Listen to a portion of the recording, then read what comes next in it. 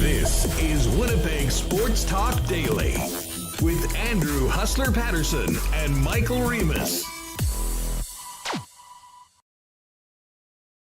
Hey, what's going on, everybody, and welcome to Winnipeg Sports Talk Daily. Andrew Hustler Paterson along with Michael Remis on another snow day. Not as bad as we thought, though, here in Winnipeg, getting through these couple days. Many people at home. If you are a normal podcast listener joining us on YouTube today, great to have you with us.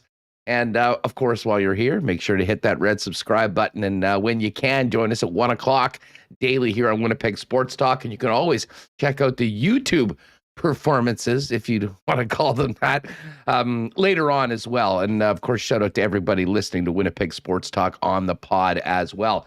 It was going to be a fun show today, sort of a pseudo Thursday/Friday show, because tomorrow is Good Friday. We will be taking the day off, and Michael has big plans. We'll talk about that in a moment. But today, Branon Rewucki is going to come by, who often joins us to talk Jets. And I definitely want to get into the Blue Jays from last night as well. And the buffet is going to be a huge spread because Ken Wiebe's coming up a little later on in the program as well. And for those of you that maybe haven't joined us on Fridays, you're going to get a little taste of Friday today because it's the last show of the week, which means a Winnipeg Sports Talk marble race with our friends at Canadian Club. We've got got a hoodie for our winner and some other great prizes. So join us at the end of the program live on YouTube for your chance to win with everybody else at Winnipeg Sports Talk. Shout out to everyone that's already with us in the chat. Hope you are well. Hang it in there.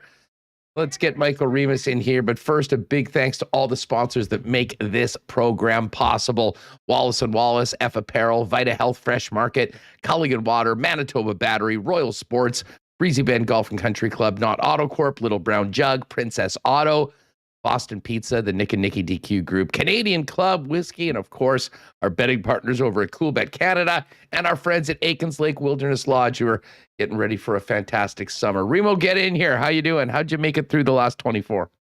Yeah, I think if this was January, this would just be a regular day. The fact that it's April, long weekend coming up, perfect. Snow day. Although, I think in the city, it's a lot better. I think if you're outside the city, it's been rough with wind and a lot more snow, but feels like a regular day. I went to Costco. Have you shoveled yet? How much shoveling have you done? I shoveled like a little. Well, I actually went to go to Costco. I got stuck in my back lane. Had to shovel my car out.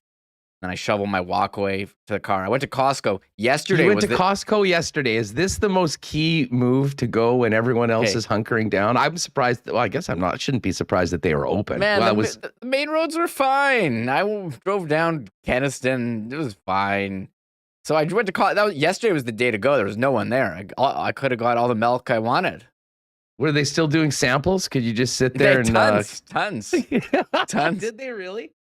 I'll be honest, I don't think I've been in a Costco for at least 10 years, but I have heard that it's usually packed. The parking lot is packed. So this was the opposite of that yesterday when you went in. Best experience at Costco since they limited the number of people that could go in back in March 2020. And, they could only let so many people in. And you'd finally get in and have the whole store to yourself. So I had a great time. Yesterday was the day to go, not the day before with all those lines. I did get out a little bit yesterday after the program just to see what things were like in and around the neighborhood, and popped in to see a couple friends that were still working. And yeah, I think, listen, we just got lucky when it comes down to it. I mean, especially people that are in charge with the removal of said snow, whether it's from your home or your office. It could have been way worse. I mean, I think we're going to clock in just in excess of about 25 centimeters or so, which sucks anytime, but especially in April.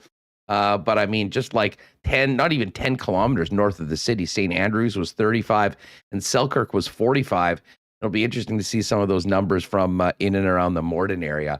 I got to tell you though, dude, I don't know if you've seen any of the pictures from like North Dakota in that area that, Minot got 24 inches before we got it. And then we was expecting another 18. And I did see a couple of smaller towns in North Dakota where you would open up the door and it was just the imprint of the door, snow top to bottom in the entire opening for the door. So I think we should all be probably thankful that we'll have less to deal with going forward. What is going to suck is that it's going to be cold for the next few days. But the good news is, from what I just read, thanks to the crack staff at chrisd.ca, the infrastructure folks do not believe that this is going to impact the flood forecast too much. And I think that was a major, major worry going into this. So, you know what? Shut her down for the rest of the day. Or actually, it'll be interesting to see whether people are out and about later on. I mean, it's not nice out by any stretch of the imagination, but it's not like everything is impassable, especially in the city. So anyways, getting into a long weekend. Hopefully people will still be able to do their Passover and Easter plans. And we've got some hockey to get back to as the Jets get into this Florida road trip, Remo, with games in town against the Panthers and the Lightning before taking on the Rangers and the Carolina Hurricanes. And we kind of know where the Jets are right now, and their situation is a long shot at best. But this is still going to be interesting to see them go up against some of these top teams. And of course, Captain Blake Wheeler back in the mix today, spoke to the media, and he will play tomorrow. But Mark Scheifele not on the trip and will not play in any of these 4 games, according to Coach Dave Lowry. Yeah, our daily look at the Money Puck playoff odds, the Jets have gone down from 0.5% to 0.4% chance. So tough one, when you don't play, other teams, play, it's tough. But we did get some good news. And yeah, I think we're gonna have to look at these games this weekend. Definitely measuring stick games for sure, no doubt about it. Florida. Oh yeah, are we getting the Tampa, litmus tests back out for this? That's all we have here. In these last, we want to look ahead to next year, see how they stack up against teams. You hear Dave Lowry talk. What's so good about Florida? Well, they roll all 4 lines, and they can all score. Even their third line with rookie Lundell, he's been pretty good. And I think that's one thing for the Jets. They haven't been rolling 4 lines. The 4th line was an afterthought. They might get like 4 minutes. But there was some good news, as you said. Blake Wheeler, he practiced on the line with Connor Dubois and Wheeler, and Connor Dubois. So he is Wheeler. And so he's good to go. Mark Scheifele, as we had heard, not on the trip. Some other notes. Jansen Harkins skated, didn't participate in the line rushes per Mitch Clinton. He's a game time decision according to Lowry, but probably will play. And this was interesting. We talked about this one yesterday. Cole Perfetti. We saw him looking great next to Pierre-Luc Dubois in a suit. Go to yesterday's show. We put up the picture. He skated, according to Dave Lowry, for 7 to 15 minutes. Not close to returning. Sounds like to me, he's like, you guys got a private plane to Florida? There's a blizzard coming? I'm hopping on. I think that's what Cole Perfetti I will ride. Let's go. Let's save me a seat. I don't know. Mark Scheifele didn't get so lucky. Maybe had to get evaluated. D pair is the same. Morrissey, DeMello, Schmidt, Pionk, Sandberg, Dillon. So shout out to Mitch Clinton. Lucky guy in Florida. Yeah, everything was on Zoom today. You could just hear the disappointment in poor Mike McIntyre's voice, having to do those questions and cover the team from a Zoom call as opposed to being down with them in Florida. Hey, some great comments in the chat there. And hey, Pat Canuga, what's going on, Pat? Always appreciate Pat jumping in on the program. And yes, I agree. So glad we didn't get what North Dakota did. No one wants a flood of this century. And the Earl out in Eli says it's still snowing out in Eli. It's definitely not snowing in Florida, Reem. And as I said yesterday, you mentioned there was that picture of Pierre-Luc Dubois that the Jets put out, a far more tasteful pic than what he put out on his Instagram. Still a little hot about that episode from yesterday with the in your face post of beach time for the guys. All joking aside, though, Wheeler will be back and it moves Svechnikov down. But it was interesting hearing from the lines that Morgan Barron, who really sort of moved up into that spot when both Wheeler and Scheifele were out, is going to stay playing with Ehlers and Paul Stastny. And I have to admit, considering the way he performed against Montreal, it would have been nuts to get him off that line. So, we talked about young players making the most of their opportunities. Barron absolutely has done that in the absence of Wheeler and Scheifele for the last couple games. And has certainly earned a spot for another game or two, playing with two pretty impactful players in the top six in a spot in an NHL lineup that Morgan Barron has never had the opportunity in his NHL career, his very brief NHL career, outside of last game against the Habs. Yeah, I think this is the time to do it. Put guys in position, see what they can do.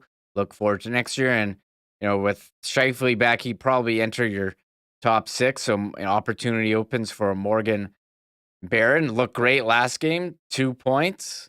Stastny, Ehlers, they've had some really nice chemistry lately, so let's keep it going, see how it goes now. I think a tougher test today than the last two games. No offense to Ottawa and Montreal, but you're not in the playoffs. You're in the bottom of the standings. And Florida, a Stanley Cup contender. Tampa as well.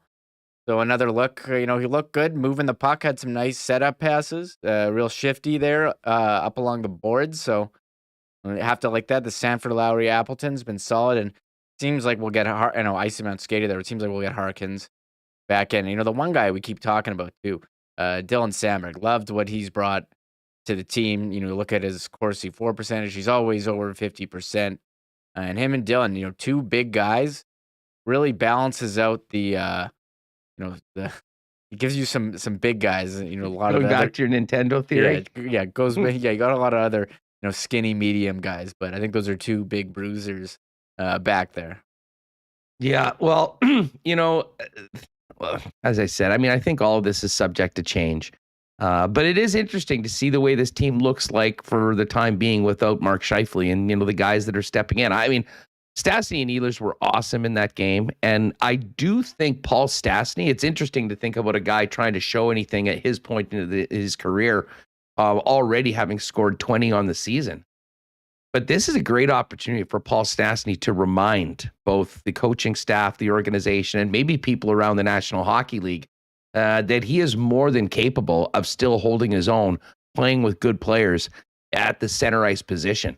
And listen, even when he's been on the wing, he's been taking a lot of face-offs. And certainly I think when he was, there are times, depending on what line he was on, where he had to maybe handle a little bit more of the responsibilities of the center, if you will. But it was pretty clear that he liked being back in the middle, certainly likes playing with Nikolai Ehlers. And they had a nice little connection with Morgan Barron. So we'll see that group going as well, for tomorrow's game. And then throughout the rest of this trip, as I said, it's no real different from my perspective when we talked about the games in Ottawa, the games in Montreal. This is a time for them to, as much as they're happy to be out of the blizzard and down in South Florida and probably thinking about the off season at times, it's time to finish strong and, for the individual players to make a statement to the organization about how they are committed to what they're supposed to be doing and, hopefully get some results too. Although I think the results at the end, wins and losses, especially when you talk about these teams that are coming up and playing against, probably not that important in the big picture, but certainly from Dave Lowry's perspective, to continue to build on the last sort of 5 periods on the road, I think very important, especially for some of these young guys that we mentioned coming into the show. Yeah, Paul Stastny really taking advantage of his opportunity here.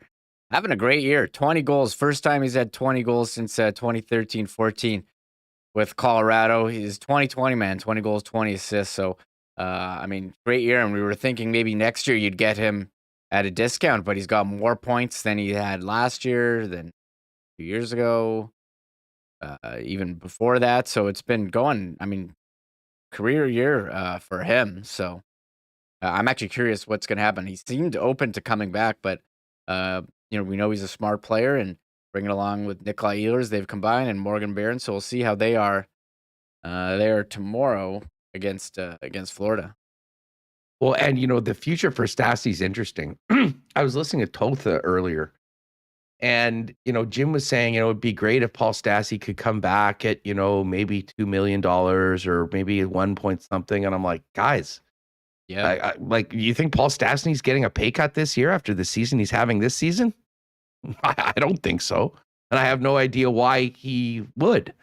He went from 6 million to 3.5 or 3.75, whatever the number was that he's playing on this year. And that has been money well spent for the Winnipeg Jets. And I mean, we talked about, what Stastny can do for this team, both on the ice and in the dressing room. And depending on what happens next year, I mean, listen, if they run back the entire same group, I'm not sure whether Stastny is thinking that is the best spot for him. But you don't know. I mean, with the potential trades and whatnot, I mean, there could be a spot for Paul Stastny to play at center even next year. Bottom line is he has done this season that he's had, especially for Winnipeg, I think has proven his worth to this organization. And now whether it's a second year on a deal, but I guess the bottom line is, and I don't know what you think about this, Remis, I don't think his price tag is going down significantly after the season he's put together for the Winnipeg Jets. No, he signed the 1-year deal last summer with the Jets, 3.75. I agree with you. If anything, it would probably stay the same. I don't know if it'll go up, but yeah, I think coming into the year, we thought he'd be playing a lesser role on the team and maybe be bumped down to under $2 million. But if I'm Stastny, I think you're definitely worth what you got this year. Again, career highs in goals. He's 40 points. He's playing a big role on the team. Taking a bit of a leadership role as well. So I think you have to like it. And, hopefully he wants to come back. He sounds like he was open to it at the deadline. They didn't trade him. So I don't know. Sometimes it's easier to stay in the same place than move around. We thought maybe he'd be interested in Colorado. He started his career there.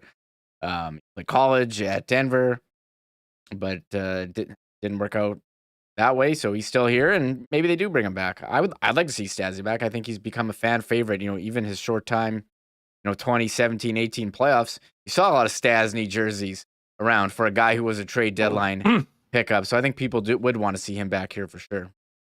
Jets have never won a playoff series without Paul Stastny. That's the other. What about? No, he was there. He was there last year. Yeah, you're right. And they didn't beat St. Louis. Yeah, without him. That time, you're right. Very important player, and we speak so much about what he does on the ice and the versatility and all the different plays that he's mentioned. But I really do think that when this audit comes, I mean, we know who the players are. There'll be a big question about the coaching. And how the coaching staff has, handled the players, the systems and all that. But there's also another level of conversation. And that is, your leadership group, your core, the veteran players that lead by example, and make no mistake about it, Paul Stastny's at the top of that list. As far as I'm considering, I think. So we'll get to all of that. We'll talk with Rewucki on it. And also Ken Wiebe. Coming up a little later on, we will do some marbles. Going to be a fun show. But Remo, I did want to get a little bit of time in this first segment before we bring Brandon in to talk about the real show last night on TV, and that was Vladdy Jr. with the hat trick of bombs last night in the Bronx in New York State in the Yankee Stadium. Man, I saw these tweets. How lucky is the city of Toronto has to have two superstars, the Hart Trophy winner. Hart Trophy favorite, Austin Matthews. You're going to trigger a lot of people in the chat. They do not like mentioning the Austin Matthews in the season that he's having. People get mad when you bring up Austin Matthews for some reason in the chat. And then they have generational superstar Vlad Guerrero Jr. We had been waiting for this for a couple of years. You remember him homering in the preseason in Montreal, and had an MVP caliber season last year, but it seemed like he's really taken physical fitness seriously, dropped a lot of weight, added muscle. I remember 2 years ago, you look at him, you're like, this guy is the face of the franchise, but there he was yesterday at Yankee Stadium, 4 for 4, 3 bombs, 4 RBIs. What an incredible performance for Vladdy. Well, one other thing happened in that game. There was another unfortunate wave incident that really hurt the home team last night. Jays were up 3-0. Yankees tie it up in the 6th. They go to the 7th inning. The Jays, it's 3-3. The Jays have 2 men on, 1 out. And the Yankees fans are just getting into the wave, not paying attention to the game at all. It is wave time. They are grinding out the wave. I can't recall who hit it, but it was basically what is a routine ground ball that's a double play 19 times out of 20. potentially distracted by the wave or just the bad karma of doing the wave at a tie game in the 7th inning. The throw to first, took the first baseman off the bag, safe. George Springer comes up, knocks in the go-ahead run, and the Jays never looked back. So I know we've had some fun times. The Jets have benefited from the wave a couple times. I believe the Nashville game and Calgary game on the road. We talked about the wave last Friday against the Colorado Avalanche, but an interesting baseball wave sighting that ended up not going well for the home team. I'm sure you guys will have some thoughts on that in the chat. All right, Brandon Rewucki's coming up in just a second. Remo, I should have a big shout out to our friends at Wallace and Wallace. Once digging out of this is finished, we're going to get some nice weather. Spring is going to be here, and there are many projects you might be thinking about doing. And if it involves fencing or overhead doors, Wallace and Wallace is the guys for you. Hey, you've seen their fences and trucks all over the city. Wallace and Wallace has been serving residential and commercial customers for over 75 years. If your property needs the security and protection of a new fence, or if winter's done a number on your old one, give Wallace & Wallace a call. Vinyl, ornamental, welded wire, chain link, or wood, they have the right fence for you. And if it's time to replace your garage door, they've got Winnipeg's largest selection of overhead garage doors. 204-452-2700. Ben, Charles, Mark, the rest of the experts at Wallace will arrange a time to come out and give you a free estimate. And you can also visit them at wallacefences.com or pop down to the showroom on Lawson Road off Kenniston. Lots going on at Vita Health this week. Of course, every single day of the year, you'll find great prices on Winnipeg's best selection of natural and organic supplements, beauty products, groceries, and so much more. Not to mention delicious lunch options like Vita Market's salads, soups, sandwiches, and more. The falafel salad, especially tasty, and you can get your barbecue on with delicious lean bison steaks or chicken. And if you can't make it into one of their 7 stores, visit their brand new fully shoppable website to buy online or schedule delivery with Instacart. Vita Health Fresh Market, 7 Winnipeg locations, including the newest store in Linden Ridge, and online at myvita.ca. And I had a great chat with Andrew over at F Apparel yesterday. They are ready to go for spring and summer. Hey, don't be that guy that leaves his new suit to the last minute. You have an event this summer. If you want a fresh look, now's the time to come and see us. Not to mention maybe you want to look great and you want that suit to fit. Get ready for the summer and going forward with that trip down to F Apparel. They do have all their new spring and summer fabrics in stock and ready. Over 250 fabrics in every style, pattern, or color. And of course, still the go-to place for weddings. If you are involved in a wedding party and you guys are thinking on what to do, talk to F Apparel. You can get amazing suits that you can wear for a long time after that, and you get a 15% deposit when you go to F Apparel. 190 Smith Street, and check them out online or make an appointment at F. That's EPHapparel.com. All right, Rewucki time on the program. We've got lots to chop up with, Brandon. First things first, how did you and your young family handle the blizzard over the last few days? Have you been shoveling a lot? Well, I threw up my back a little bit before the blizzard got started, so that was on purpose. Timing. Is this a scam? I wish. You're pulling the John Reyes, and No, your no, wife's doing all the shoveling. Look, everyone, my wife loves getting outside and doing that. No, that's just my body breaking down. 33 going on 73. So that was fun. But right before I came on, a little chilly. I was able to get the furnace going back again, but I wanted to kind of get my mind and I just wanted to change the vibes. I was feeling kind of down, so I just popped in PGA 2K and played 18 out there in Hawaii. So I'm feeling pretty good now. I'm in a better state of mind. I love the fact that now, are you on do you did it on a computer? Are you on a PS4 or a Xbox? Damn, I wish I had. I might have to get a PlayStation just to go head to head with you. Remis and I are going to make some get on it on the computer as well. But I love that game so much. I think I might have to have each system, so whoever wants to play, I can hit it on any side. Hey, listen, before we get to the Jets, how about the Vladdy show last night? Man, I love me some Vladdy. Oh! And it's funny too, because I have this like internal struggle. I played baseball growing up, loved baseball. I hate watching baseball now. I think the sport has taken a absolute nosedive into. They're just, it's not a fun game to watch anymore.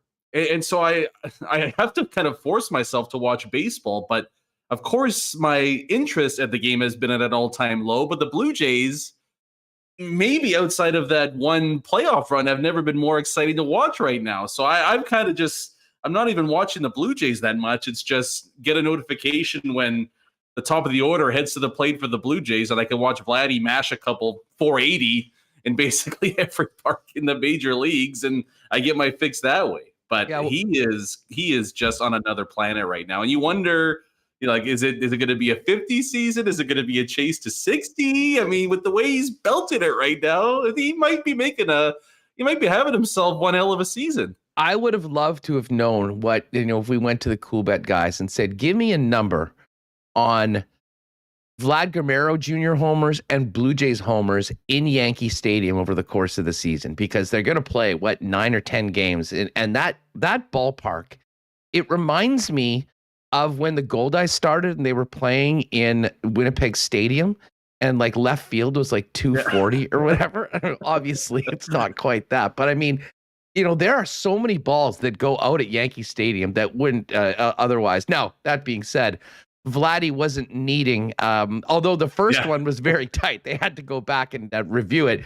No doubters on those others. And I mean, he's got a swing and the ability to get his bat on balls that simply nobody else can. I mean, some of the slow-mo replays of the way he was able to get around on 98 miles an hour and pull it into the field was something else. But I'll tell you what, nice to see Berrios get back with a much better start, although, he did have that one rough inning that led to him leaving. But overall, very exciting time for the Blue Jays. Very different point in the season for the Winnipeg Jets, although maybe they came in with similar sort of Blue Jays type aspirations. We know that isn't the case, but what a weird week for the guys. And Brandon, as someone that has a young family that is married, can you imagine coming back from that road trip, getting in at 2 or 3 in the morning or whatever it was, with all this hype about this massive storm that's coming, and then telling your better half, honey, there's gas in the generator. We're leaving early. I'm on my way to Florida this afternoon. Like, the most interesting thing about this hockey team right now was those conversations that we'll never get to hear, and what the guys had to go through before they got out of Dodge 2 days early. Yeah, and then what was before the trip to Florida? It was a night out in Montreal. Yeah, it's tough right now being a Winnipeg Jet, right? Have a night out in Montreal, then we head to Miami for a couple of days. So, hey, at least the team's feeling good. Happy for them. But, I mean, that part of it's funny. What is, I guess, actually enjoyable for Jets fans is that you get a couple of youngsters coming up with some big time performances, right? I mean, it was welcome to Morgan Barron's world the other night in Montreal, and then Dylan Sandberg's having himself just a hell of a stretch here since coming back from injury. He was the guy that was getting better and better. I guess it would have been like a month or 2 months ago when he was playing, gets the injury. That sucked.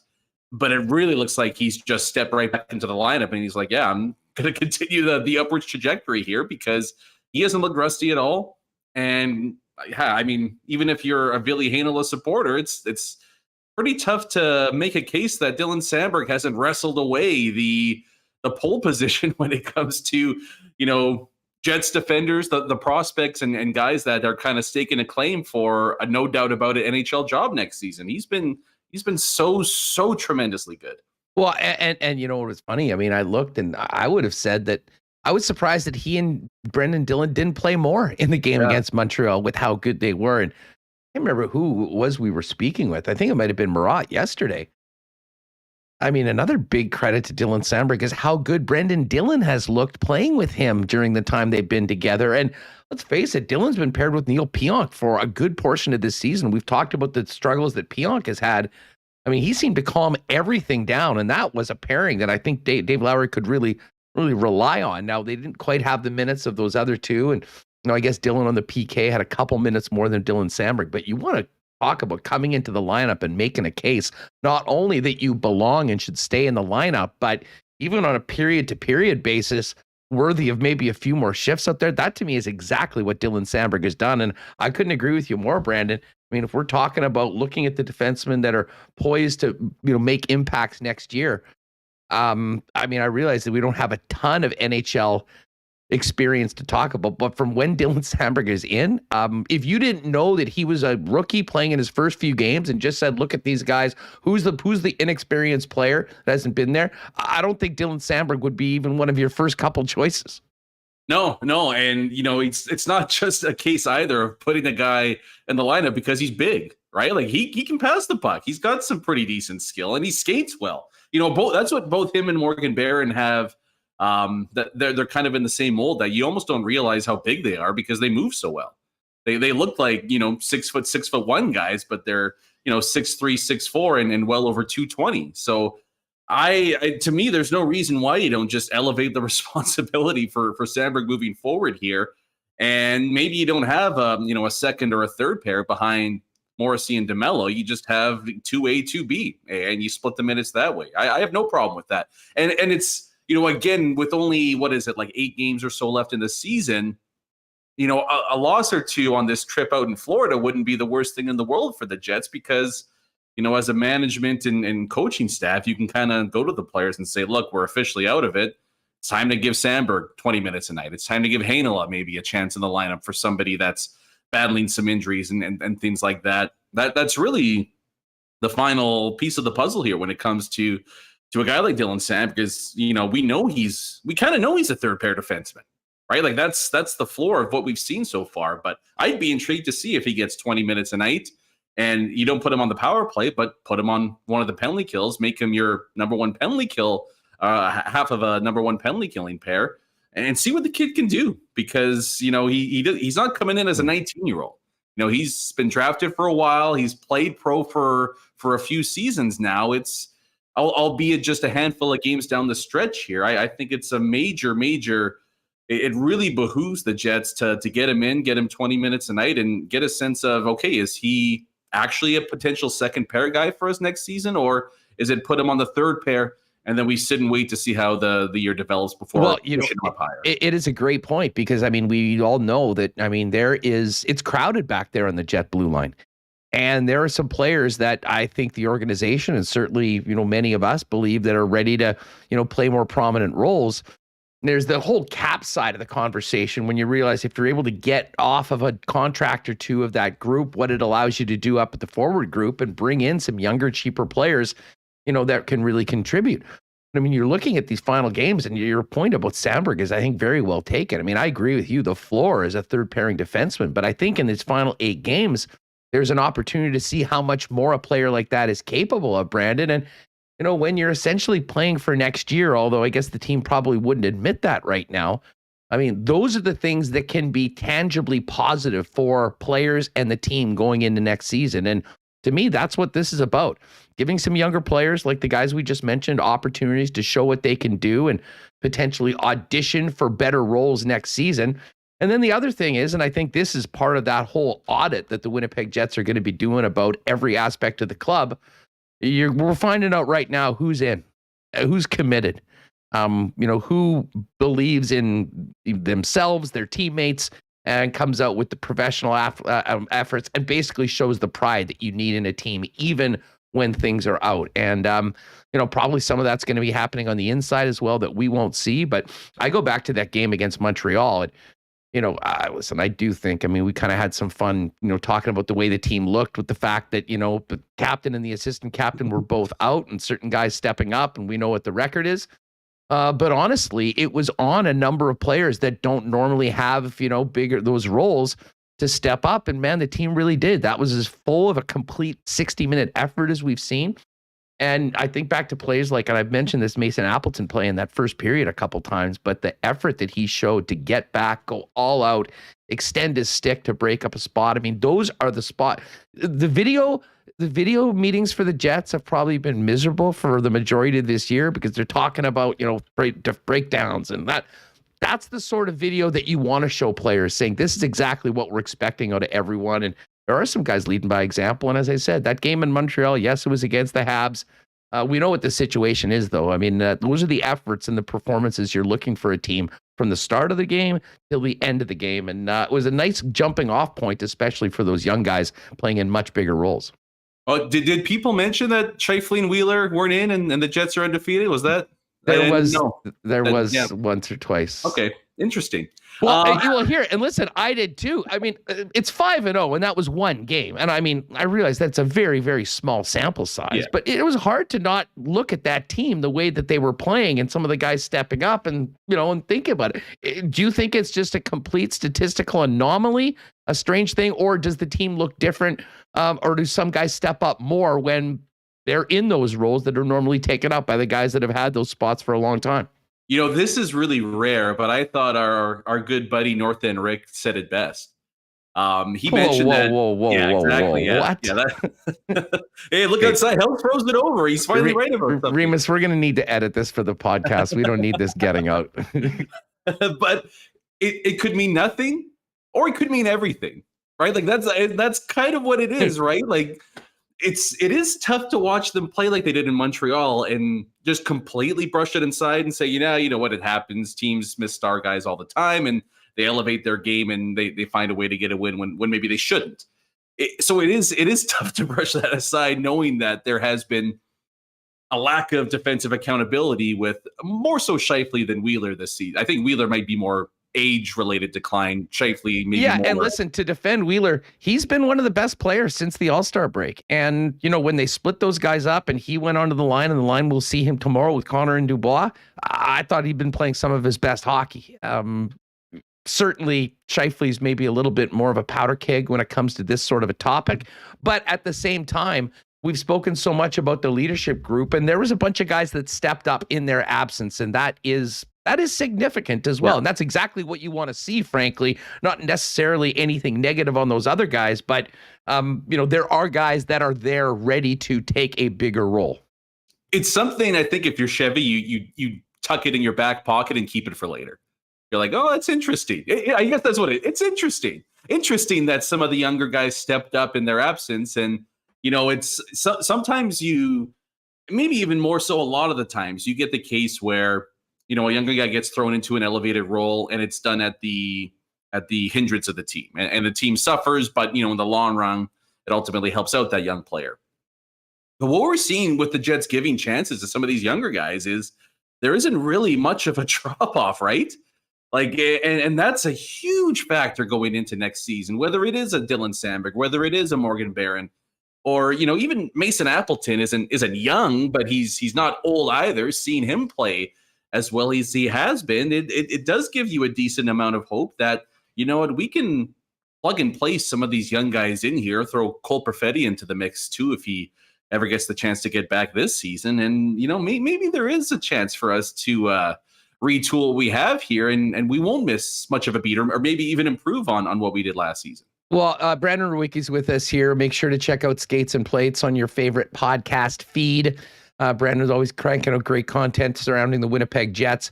But along with this conversation, we won't talk. I mean, listen, all season long, we've been talking about what the changes need to be made. And I'm on the record saying I think it's probably more likely than not a significant move is made. And I think number 55 is at the top of the list.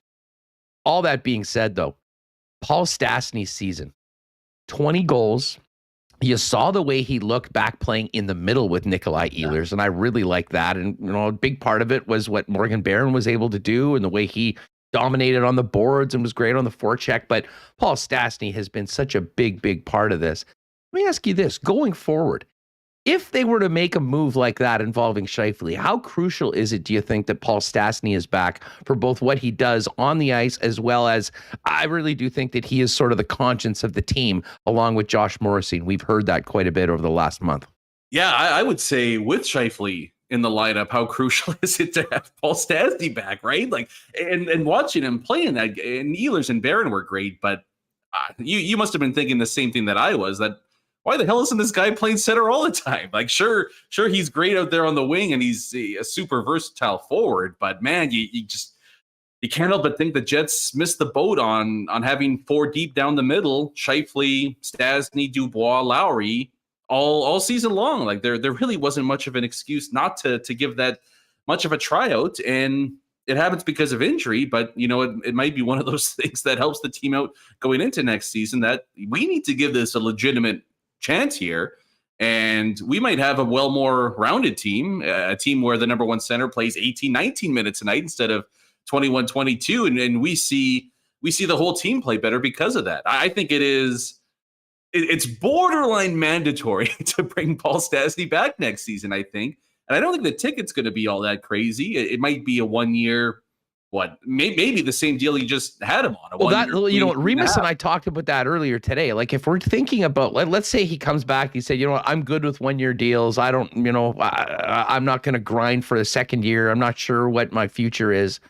But by the way, I just scored 20 for the first time, in 8 years. I've done everything that you've asked from me, everything else. I mean, I don't think he takes another pay cut this year. Do you? I mean, it's pretty hard to lean on that. I mean, maybe if you're projecting a drop off or something like that. I mean, if I'm him or his agent, I'm not talking about that. I'm talking about the season that he just had.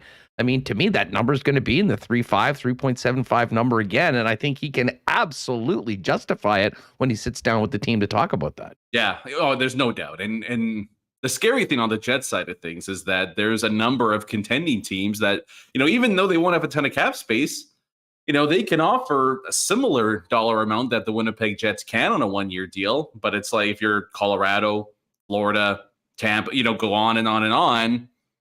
That's going to be a bit of a tough sell for the Jets to keep him in the fold if a bunch of those teams do come calling, which I have to imagine a bunch of those teams do. So that's where you kind of lean on the fact that, maybe you like it here in the city. If Wheeler's back, you like it here with one of your best buds.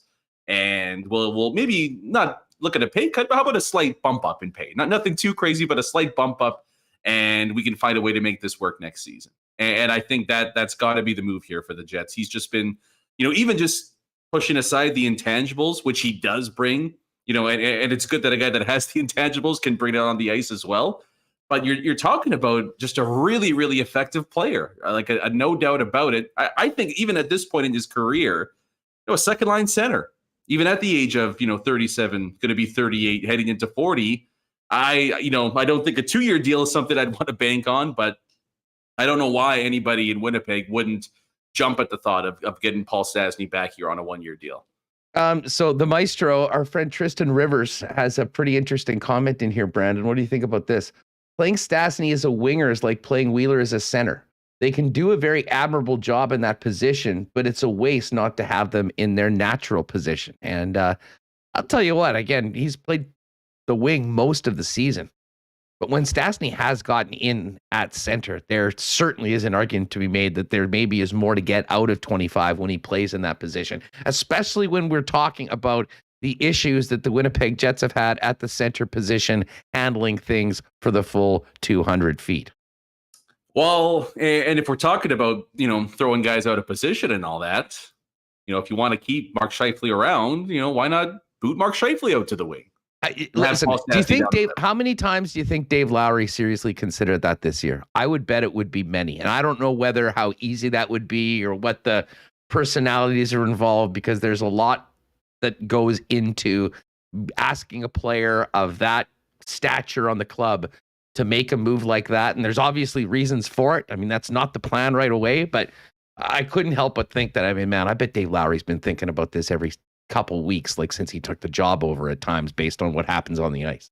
Yeah, how could you not? But here's the thing: it's if you're the head coach or the manager or whatever position, this isn't an asking thing. Do you think Daryl Sutter asked Sean Monahan, "Hey, do you want to be a fourth line center this year?" No, it was, "You're not playing well enough. Head down to the fourth line and be positive, and if you play better, we'll bring you back up." Like, there shouldn't be a discussion. I know what you're saying. Like, there is a lot of locker room politics and dynamics and things like that. But it's one of those things that shouldn't be a discussion. It just feels like there's way more here. And listen, I'm going to hang that on Paul Maurice. I mean, like, Dave Lowry kind of came in the midst, and this was the team. This was the way things were operating. And, we know who was the, who was sort of crowned, who were the guys that were always playing, that were, we had the opportunity. And, going in the position that Dave Lowry and completely blowing that would be tough. But I think we all agree that's exactly what this team needs. The tough love, and well, listen, it goes back to the word that I don't know how many times we've said about this hockey team all season long, but it's the one thing that comes up over and over again is accountability. Daryl Sutter has absolutely instilled a level of accountability that's taken the Flames from being one of the most disappointing teams in the NHL last year to a legitimate Stanley Cup contender. And I'm not sure that the previous coach or the head coach now, whether they tried, whether they didn't put the right buttons, I don't think they ever really got to that point anywhere close to what we're seeing with some of the, the teams that are truly contending for a Stanley Cup. Yeah, well, and that's on management too, right? Because I agree with that Paul Maurice deserves to shoulder a bunch of the blame. But what did you think was going to happen by replacing him with one of his assistants? Right? Like I don't think the message was going to be drastically all that different, and that falls on the guy calling the shots. So it was almost basically an organizational failure at that point. But to them, I mean, they'll tell you that they never wanted Maurice to leave. I mean, and this is funny. This goes back to December. I mean, especially after hearing Cheveldayoff speak after Maurice was gone that day, I kind of left that thinking, you know what? Maybe this was one of those things where they knew they were going to have to make a move quickly, and this was a way to allow Paul, who had been with the club for so long, maybe a bit more graceful way to leave. But then when you saw what happened afterwards, like with the way things went with Dave Lowry, and obviously there was the weird COVID break and the way the team played, more and more I'm thinking Paul Maurice legitimately did walk away and said, listen, I mean, I've tried just about everything with this group. They obviously need a different voice, and I'm out of here. I don't know. We'll probably never really know the truth. There's a lot of things about this team we'll probably never really know, which will drive everybody nuts. But I really do think, like, now that I was convinced that this was sort of like, hey, one or the other, go. Now I'm not so sure about that, and I thought more and more about that as we've watched this team throughout the season. Yeah, maybe a little both, man. Right?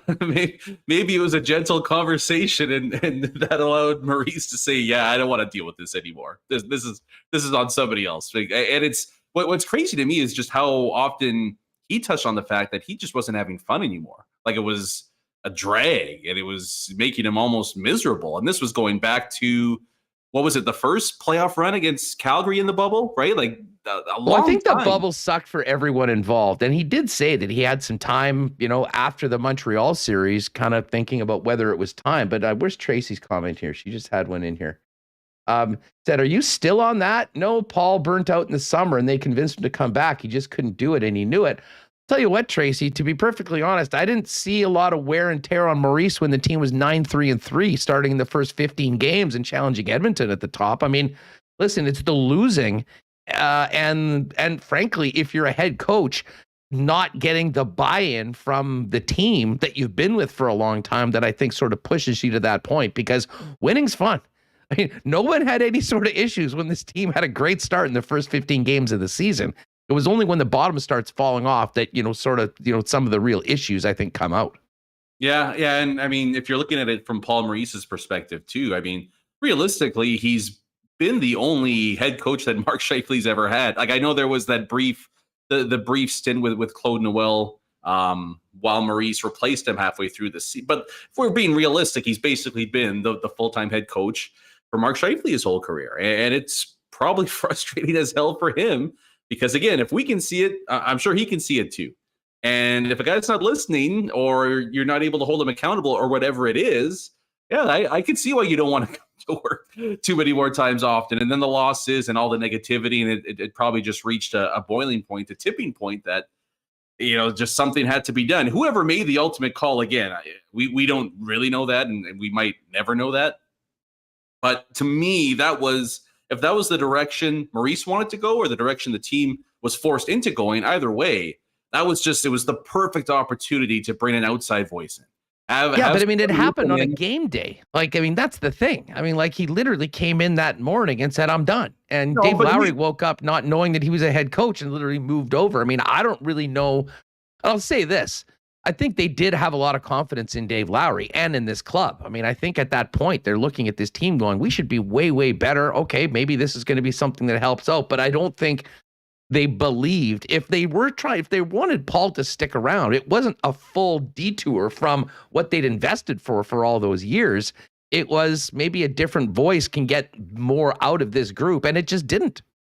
Yeah, I still think that if if the coach is gone and you can have Dave Lowry as an interim for whatever, a handful of games, whatever it is, it's a tough spot to be in, but that's the deal. And you bring somebody else in. It doesn't have to be a 3-4 year deal, right? Like you can do whatever it is. But at that point, there was just the sense that something was amiss, right? And to me, just promoting the assistant coach at that time isn't going to be the cure for that. I just think it was a missed opportunity. Having said that, though, it might have been the perfect thing for the team, because now it's all laid bare, right, going into this offseason. And it's up to management here to figure it out. Is it the coach? Is it the players? Is it a mixture of it all? You kind of get we should be able to get some finality on this, right? And finally figure things out going into this season as to what the problems are and how they can get back to where they were a few years ago. But, if we're just talking about trying to get back into the playoffs this season, to me, that was the move to be made, and it was just a misstep by management. Yeah, well, just going to add to a more interesting offseason, because there's a lot of things that are still on that to-do list that haven't really changed, even with the coaching change. What's going on? Are you going to do a Good Friday edition of S&P? When's the next episode out? Yeah, I don't know. I don't know. My heat went out last night, so I had to warm up the laptop this morning to get it going for this. So we'll see. I got some other things I got to deal with, but if it does come out, it'll be tomorrow morning. And at Skates Plates Pod, at Branon_Rewucki, you'll be able to find it there. But I got to survive the night first, and then we'll worry about the podcast. Yeah, it's survival mode here in southern Manitoba right now. Not too bad, though. Hey, Brandon, always great having you on the program. Thanks for doing this. Have a great long weekend, and we'll talk to you next week. Beauty. Sounds good. There it is, our guy, Brandon Rewucki. Great stuff. Make sure to check out Skates and Plates and subscribe wherever you get your podcasts. Kenny Wiebe coming up. And hey, listen, Ken is synonymous with hydration. We should almost talk to the folks at Culligan and have like a special Culligan intro for the water bottle himself. And shout out to Kenny's water bottle in the chat. Always one of our favorites. Culligan, when we're talking water, and Ken drinks a lot of it, as we all should, have been the leaders in the water game for your home and your business for over 65 years as a family-owned business here in Manitoba. You can visit them down at 1200 Sargent Avenue, and you will find the best selection around of water softeners, filters, bottled water coolers, whole home systems, drinking water systems, not to mention citywide water delivery services for you and your family. And if your business has water needs, they've got great commercial industrial water products and solutions for your business as well. Talk to the experts at Culligan about whatever you need, 204-694-5180. And you can find them online as well over at drinkculligan.com. Well, we mentioned Manitoba Battery's got a lot going on right now. The annual battery farm sale is on right now with some great offers, including Ford and Chevy half-ton batteries on for only $79.50. Group 31 1100 cranking app batteries for $87.50. And a 900 amp top post utility battery for $72.50, just to name a few of the things you can take advantage of. Now, for folks on the farm, best way to go about it is to phone in ahead. Get your order in, and they'll have it ready for you to come in, pick up fast and easy at 1026 Logan Avenue. And for you city slickers, good news. Extended summer hours coming next week for Manitoba Battery. So, for instance, if you're like Paul Edmonds, finishing up a long day and still want to go in and get your boat ready, 8 a.m. to 8 p.m. starting on April 18th for everything you need, not to mention the best prices in town. You'll always save more time and money than you would at a place like Costco or Canadian Tire. Manitoba Battery, 1026 Logan Avenue. Find out more online at manitobabattery.com. And hey, Royal Sports back open. Well, they were open yesterday as well. I talked to Greg. Not a lot of people popping in, but I have a feeling there might be a run on Blue Jays gear after that monster game by Vlad Guerrero Jr. So much excitement about the Blue Jays. And when it comes to the Blue Jays, Major League Baseball, NBA playoffs starting, Raptor gear, not to mention Jets, Bombers, and so much more. Royal Sports is the place. And in addition to all the gear you want to wear to support your teams, it's the #1 sports superstore. Soccer, baseball, softball, fitness, bikes, they've got it all. Visit them, 750 Pembina Highway. You can hit them up on Instagram at Royal Sports Pembina. And as soon as this snow's gone, pop down there. An incredible selection of bikes growing by the day as well. All right, let's get to it. Ken Wiebe joins us. the appropriate final guest of the week. We will do a marble race a little later on, and I do understand Sean and Ken getting ready to get after it at 3 p.m. as well. What's going on, Weber? How are you? Huss, great to be with you. Unlike Jets captain Blake Wheeler, I do have more to elaborate on when it comes to the sports discussion. Great evening by Vladdy Guerrero. If you'd like to start there, more than happy to talk about the 3 jacks in the first 4-hit game of his career. The one being so incredible that he was jammed so hard, but he still got the bat head out on Garrett Cole's fastball and knocked it out at 109 miles an hour on what, most people ground that out to shortstop, but pretty incredible stuff from Vladdy Guerrero for sure. Fun day all around. And yeah, we have a fun show coming up at 3:00, no doubt. And we're thrilled to let your fabulous listeners know that you will be part of that show today, along with Brian Munz at 3:35, but none other than Andrew Hustler Patterson joining us at 3:05. Wow, breaking news. I've been warming up this rubber arm in the bullpen, folks, and I'm getting the call. So yeah, I'll jump on with the guys. We'll have some fun after we're done. And again, we'll go till around 3, and then folks can just rip over, and we'll continue some fun convos over on the Kenny and Rennie channel here on YouTube. Well, listen, we might have some time to talk baseball at the end, but let's start talking with the Jets. Sure. You mentioned today's availability. And I thought maybe that was too much inside baseball, Huss. I'll elaborate in a second for sure. For people who don't get the joke. I thought for sure we were getting full bad mood Blake when you asked about the injury right off the bat. But in fact, no, it was just for you, Ken. He kind of opened up and was a little bit more expansive later on. But listen, back in the lineup, I'm sure he's looking forward to doing that. For a competitor like him, tough to be missing games. And seeing the team play well and young guys step up. What did you take from Blake's first answer, and what else we heard from the captain as they get ready to get back on the ice after the canceled game yesterday?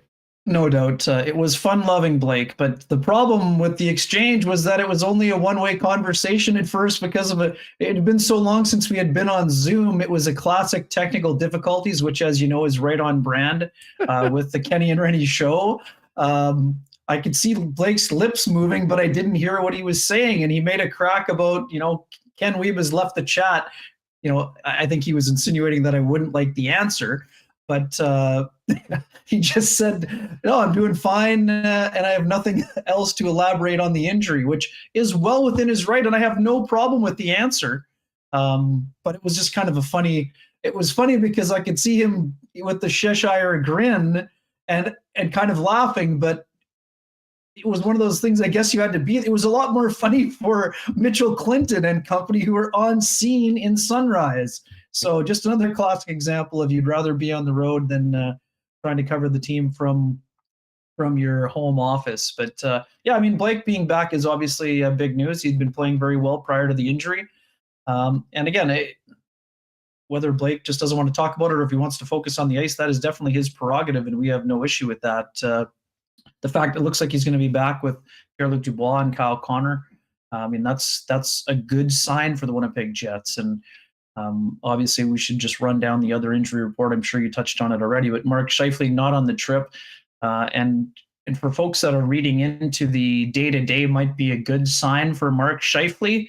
I would exercise an awful lot of caution on that one, Hustler, remembering that not too long ago, Tyler Myers was day-to-day on, I think, November 11th and never played another game that season. So, again, we'll see what happens with Mark, but Huss, I'm fairly comfortable in my pretend doctor's assessment. I'm not expecting Mark Scheifele to be back this year. If he does come back, that's great news for him, but I'm not expecting him back. I think it's probably still a separated shoulder and that he's probably not going to be back. But again, if he is back, that's great news for him and the Winnipeg Jets. But the other thing, Jansen Harkins will be a game time decision, and Cole Perfetti being on the trip, even though if it was only a 7 to 15 minute skate, the fact that he's back on the ice after suffering what we suspected was a shoulder injury from the Jamie Alexiak hit, and then the setback of some other kind that he suffered in his training, I think that's a good sign. I think a lot of people's eyes kind of lit up when the old social media channels showed Cole Perfetti walking onto the plane yesterday with Pierre-Luc Dubois. So obviously a positive development there. But Huss, I don't think that Perfetti is, he's not on the verge of coming back to play. If he does get back for a game before the year is over, great news for him there. But I don't think we'll see Cole Perfetti before, a game in September in preseason either. But I mean, you never know. I mean, that's the beauty of healing, and we'll see what happens. I'll say this on fronts. Perfetti, Ken. I mean, I guess, and this was just my deduction from it, but the minute he wasn't on the Moose Clear Day roster and eligible to play in the Calder Cup playoffs, I kind of figured that was pretty much it for the season. I mean, am I off on that, or did you see it the same way? No, I think there was also, we talked to Kevin Cheveldayoff that day, and there is an obscure kind of rule in the CBA that is meant to protect the player from being demoted while injured, whereas in this situation, I think it kind of hurts the player because Cole would, should he be healthy enough, whether that's for game 1 of the playoffs or round 2 or 3, I think it would help him to be able to be in those games. But I think it has more to do. I mean, Kevin Cheveldayoff touched on it briefly without really going into great detail, but it was more about the time spent on the roster and not being eligible to be sent because he was still on IR, I guess. So, but yeah, I mean, I'm not expecting him again, if Cole can get back and play. But to me, for Cole, it's all about him getting ready for next training camp. And I know a lot of folks are going to be wondering, will he play at the World Junior that's being played in the summertime? I wouldn't hold my breath on that one either. The most important thing for Cole Perfetti, after 2 kind of shortened years, one because of COVID and one because of injury, is for him to get his full training in to be ready for training camp in September, because he showed flashes of the player he can be, Huss, but he's got to be a player who is a regular, not just a regular, but probably a top 6 regular for the Winnipeg Jets starting next season. Well, let's talk about the top 6 for a minute, because of course Perfetti hasn't been around. Wheeler's been out. Mark Scheifele's been injured. And listen, I thought Svechnikov certainly made the most of his opportunity. That goal he scored, which ended up being the winner, I thought was a great play, and it had been a long time coming for him. He hadn't scored in like 20 games. But to me, that game was all about that line with Stastny moving into center, playing with Ehlers and Morgan Barron. And listen, I think a lot of credit is deserved. I think we speak more about Morgan Barron because he's the new guy and had never been in that position before and played so well. But man, we've talked a lot about Paul Stastny over the last 24 hours too, the way he has stepped up and just showed the season he's having, the versatility, and what he means to this team, both on and off the ice. Just thoughts on that line, Barron, but as well as what Paul Stastny is showing these days. Yeah, quickly on Barron. I mean, I think that Morgan Barron projects to probably be a really nice piece potentially on that line with Adam Lowry and Mason Appleton next year, Huss. But man, talk about taking full advantage of an opportunity to play in the top 6. Boy, oh boy, incredible shot, bar down, basically off the post and in. And then too, a nice setup as well by Morgan Barron in that game. So that's what you'd like to see. I mean, we talked about it. It can be tough just getting a brief opportunity to go up with those guys, but he did a nice job, and he did what he's been doing the whole time. He moved his feet and showed an ability to make smart plays, getting to the blue paint and things of that nature. But I've liked what I've seen from Morgan Barron. He's a really smart guy. We know he's got the Ivy League pedigree, and it certainly looks like that is incorporated to his on-ice play, not just going to the institution of higher learning. But yeah, I've liked a lot from what I've seen from him. I think he's got the ability to be a real nice contributor for the Winnipeg Jets. But as you mentioned, I mean, Nikolai Ehlers has been dynamite also, Huss, since his return. He's inching closer to that mark, which I know we need 4 more. We need 4 more, Ken. Again, Remo, I told Huss this privately via text. I want you to fire that clip and have it ready for when he hits number 29. I will be looking forward to Remis finding the clip in the archives about emergency victory lap for Ken Wiebe coming on the program when Ehlers returned from things, saying, guys, have hope, he could do it. Get that ready. But yeah, I mean, Paul Stastny too, Huss. I mean, man, oh man, never mind drinking from the fountain of youth, like having to move to center at that position at 35 or 36 years old. He's been not just holding the fort there, Huss. He's been exceptional there, really solid defensively. And he's been the kind of glue guy all year long. I loved his comments the other day. I mean, we know, Dave Lowry was not interested in taking any credit. And even Nikolai Ehlers was kind of like shooing the topic to the side. But I love the fact that not only did Stastny want to openly say, oh, by the way, we got a bit of a scolding during the intermission, not only did he say that it happened, he said that he loved it, which I loved. And many people, whether you're a member of the media, fan, or whatever else, I thought that was fantastic from Paul Stastny. And just one quick thing for the people who think that, oh, Dave, why didn't he do it sooner, or why doesn't he do it all the time? You can't yell at people all the time. That's not where we are as a society, or in hockey or whatever else. But the fact that he went to crack the whip, good on Dave Lowry and good on the team for responding. But that's not something that you can do all the time. And Dave Lowry knows it, and so does Paul Stastny. But I love the old school appreciation. But man, Huss, for me, we talked about this, I think, briefly a week or two ago. I mean, man, if you're the Jets, how do you not if you made the effort to keep him around because you know his value in the leadership role, and not only that, how about the production? 20 goals, 20 helpers. I mean, this is an incredible season for a 36-year-old player. He hadn't had 20 goals since 2013-14, which that's just an incredible stat for a guy who's known as a pass-first player. Man, it's just so impressive to watch. And I mean, if you're the Jets, no matter, I know you're talking about it a bit with Branon. I mean, no matter what you decide to do at the center ice position, Paul Stastny is a guy that they're going to look at re-signing. How else could you not approach it if you're the Winnipeg Jets? He's just been fantastic all season long, and he's really shown his value during the stretch run after the deadline when, some people wondered if they might go in the tank and kind of fall right out of it. Well, and let's face it. We've talked about, this team and the core and the leadership group for a long time. Paul Stastny, if you didn't already know that he was the conscience of this team, I think we heard it loud and clear this year, along with Josh Morrissey, who, you're around these things. Is this a record for most consecutive games and practices to be speaking? He basically has taken over as like the Jets spokesperson here for the last little while. And I think a big part of it is that he's been honest. He's given such thoughtful answers that I think the media continue to ask Josh because they know they'll get something that they can use and that the fans will benefit from hearing.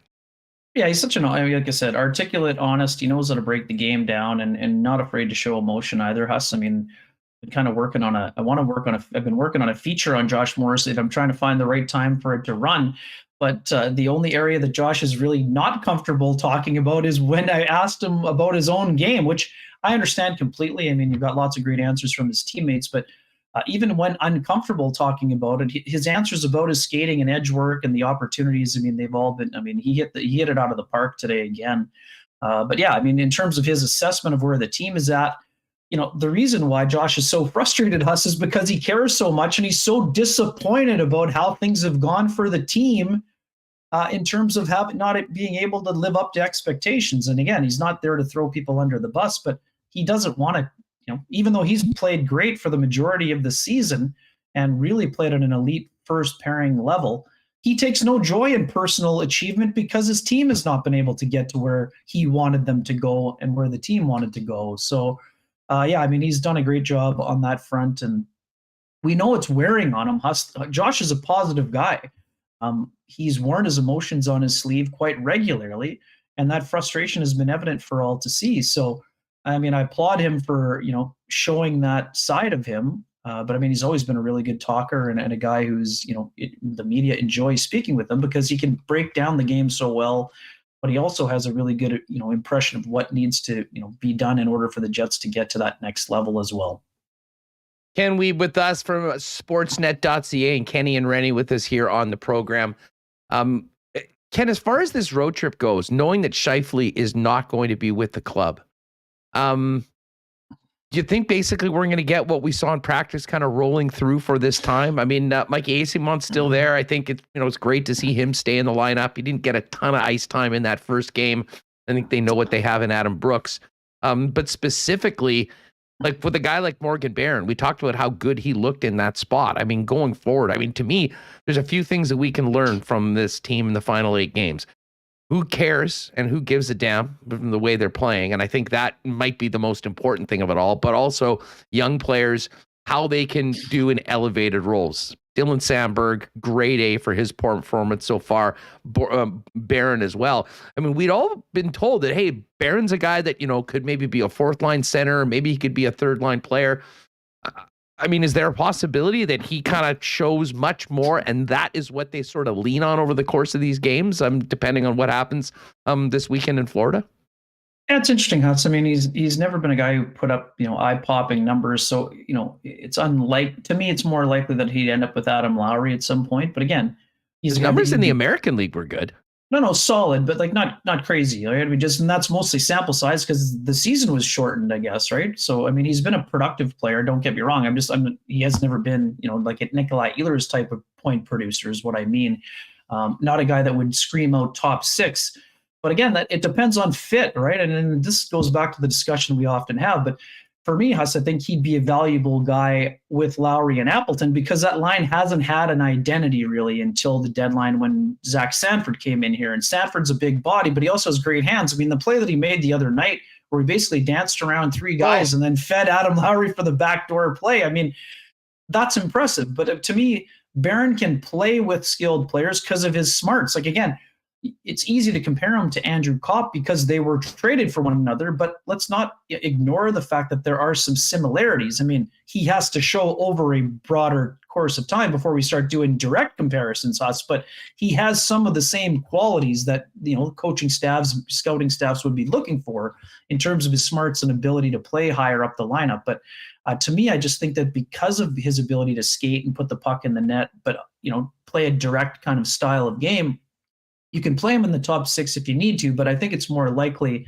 that he'll be that, identity kind of player with Lowry and Appleton. So that, to me, Huss, I mean, I wouldn't call it a problem, but we know that it was part of the issue during the first half of the year when Adam Lowry wasn't going offensively, is because his line had no identity and they weren't really doing the job that he had previously been asked to do. And I mean, not pointing fingers here, but part of the reason was that Christian Vesalainen never got himself going, and he spent so much time on that line. So Morgan Barron has come in immediately and shown Dave Lowry what are his strengths and what he's good at, and he's applied them immediately, and it's translated into offensive success. So could I see him in that role? Sure, Huss. But I mean, again, the Jets don't have really a lot of room in the top 6, especially when Perfetti's around. So I see him more, again, but I don't want to put a ceiling on the guy either, because it's not just the 6 most skilled players that play in the top 6, right? I mean, here's the reason why I asked you that, Ken, is that, this team has been very top heavy all season long. And I couldn't help but see the way Barron was working on the boards, his forechecking, his ability to win puck battles and maintain possession, and then get the puck to Stastny and Ehlers, as something that at times has been, a problem for the Winnipeg Jets, even when they've loaded up their lines. I mean, for instance, Mark Scheifele is 10 times more skilled, and maybe that's fair, far more talented, skilled, established than Morgan Barron.